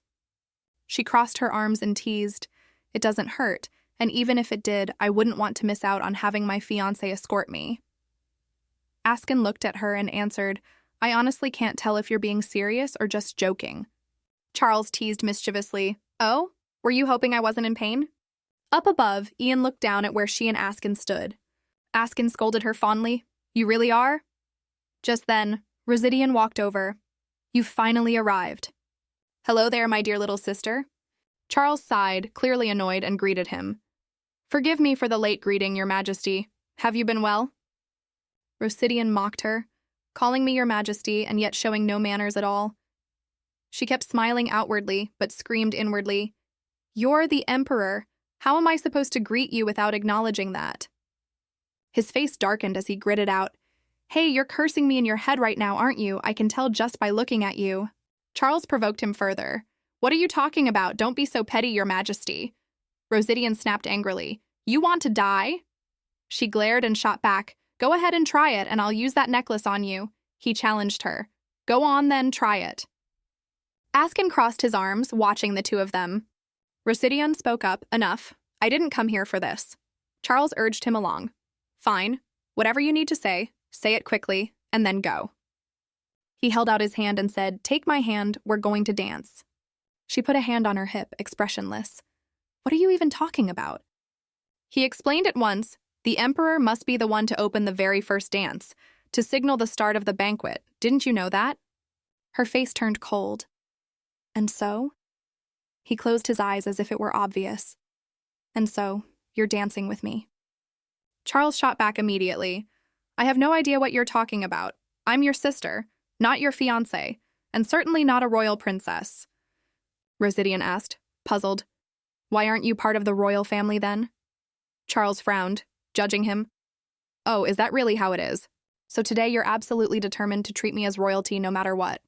She wrapped her arms around Askin's arm at once, thinking competitively, You think I'm just going to hop straight onto the bullet train to annulment, don't you? With that thought, Charles paid no mind to Rosidian's darkening expression and said, Brother, what are you even saying? I'm the young lady of the Anbis family. Besides, I already have a fiancé, you know. Rosidian gritted his teeth and ordered, Let go of him. She stubbornly stuck out her tongue to tease him. Why should I let go? And so round 2 of their invisible battle began. She leaned against Askin's shoulder and said, Brother, you still haven't greeted my fiancé, have you? He's the man I love most in this world. Askin recalled the scene of Charles marking her territory. This man, he belongs to you. That image matched perfectly with how she was acting now. Come on, brother, greet him properly. He looked at her with bashful eyes as she stood there defending him. An unusually tense silence settled over them. Rosidian smirked coldly, his lips curling into a faint smile. Then he turned and ordered a servant to bring wine. You, come here. My eyes have been a little unfocused lately. I've been so busy with her. My apologies, Duke Limit. Would you accept this gift as my apology? Charles watched, irritated, as the old tyrant poured out a huge amount of wine, cursing inwardly this damned tyrant. Askin bowed politely and answered, Forgive my rudeness, but I have official duties to attend to once I return. If your majesty permits, I'll only accept this one glass. Rosidian spoke firmly. I heard the Duke of the West is quite the man of principle, yet here you are, all bark for a single glass of wine. Still, I suppose I should commend your courage for daring to refuse the Emperor's wine. Come now, let's raise our glasses to that foolish, reckless courage. Charles lowered her head and thought, This is so childish, even I feel embarrassed just watching. With that, she snatched the wine glass right out of Rosidian's hand. She tilted her head back and downed it in one gulp, leaving him utterly stunned. Charles shouted, That's pathetic, you should really stop. So proud of your drinking capacity, huh? Do you have any idea how much someone who can't drink suffers through this? Inwardly, Charles grumbled to herself, Damn it, that wine must be incredibly strong. I'm already feeling tipsy after just one glass. Right after that, she staggered and nearly fell. Askin quickly caught her and said gently, My lady, I think it would be best if we step outside for some fresh air together. Charles pouted, realizing this was the perfect chance to cause chaos for her tyrant of a brother. But she didn't want to ruin the mood with Askin, so she agreed instead. He turned to Rosidian and announced, I'll be back once she's feeling a bit more clear-headed, Your Majesty. Seeing this, Rosidian waved a hand dismissively. Fine, go on, take her outside. Outside, the rain poured down heavily. Charles stood alone on the balcony looking down. Since Askin had gone to fetch some water earlier, he'd told her, I'll be right back. Charles thought to herself, It's so unfair that I ended up in the body of an alcoholic, yet only her weak tolerance carried over. But at least the cold breeze helped clear her head a little. Suddenly, a voice called out loudly from behind her. "My lady!" Ian approached, complimenting her. "You look just as beautiful as ever today." He put on his usual courteous, gentle smile. Ian asked politely, "Might I stand here with you for a moment?" Charles said coldly, "Even if I said no, you'd stay anyway, wouldn't you?" He stepped closer and answered, "Duke Limit isn't here at the moment, so I thought I'd keep you company." She crossed her arms and objected, "He only went to get some water. There's no need to worry." He suddenly took hold of her hand. "My lady, if it isn't too forward of me, would you care to dance with me?" Charles stared at him intently, thinking, "He's asking me to dance. Everyone else here is too busy being either afraid of me or gossiping about me." Ian looked up and explained, to avoid any misunderstanding, "I only wanted to reserve the next dance after your dance with Duke Limit. The whole world knows the two of you are engaged. How could I possibly have any other intentions? I simply wanted to see the dance of the most precious person here one more time, that's all." Charles's expression turned cold as she wondered to herself, "Is this man deliberately trying to provoke me?" Annoyed, she pulled her hand back and answered, "I knew it. For someone like me, Lady Ambus, precious enough to draw every eye in the room, dancing with someone like you would be truly humiliating." Hearing that, Ian looked utterly stunned. "I'm sorry." She cut him off coldly. "I don't know how much you overheard, but up to now, even my own fiancé hasn't asked me to dance. And now you call me precious. Does that even sound like a compliment to you?" "I'm not in the mood to be mocked, get lost." Ian tried to salvage what little dignity he had left. "That wasn't my intention at all, but it seems I really did choose the wrong moment. My apologies, I hope you can forgive my rudeness." She let out an exhausted sigh. Yet another voice called out, "My lady, we've missed you so much." Charles paled, irritated inwardly, and thought, "Now who is it this time? Aren't you the same group from earlier? What are you all doing here?" Among that group of young ladies, one stepped forward slowly. Rhodaria hid her deeply malicious smile behind her fan, narrowing her eyes as she looked at Charles. Thank you all for watching today's video. See you in the next video. Thanks for watching.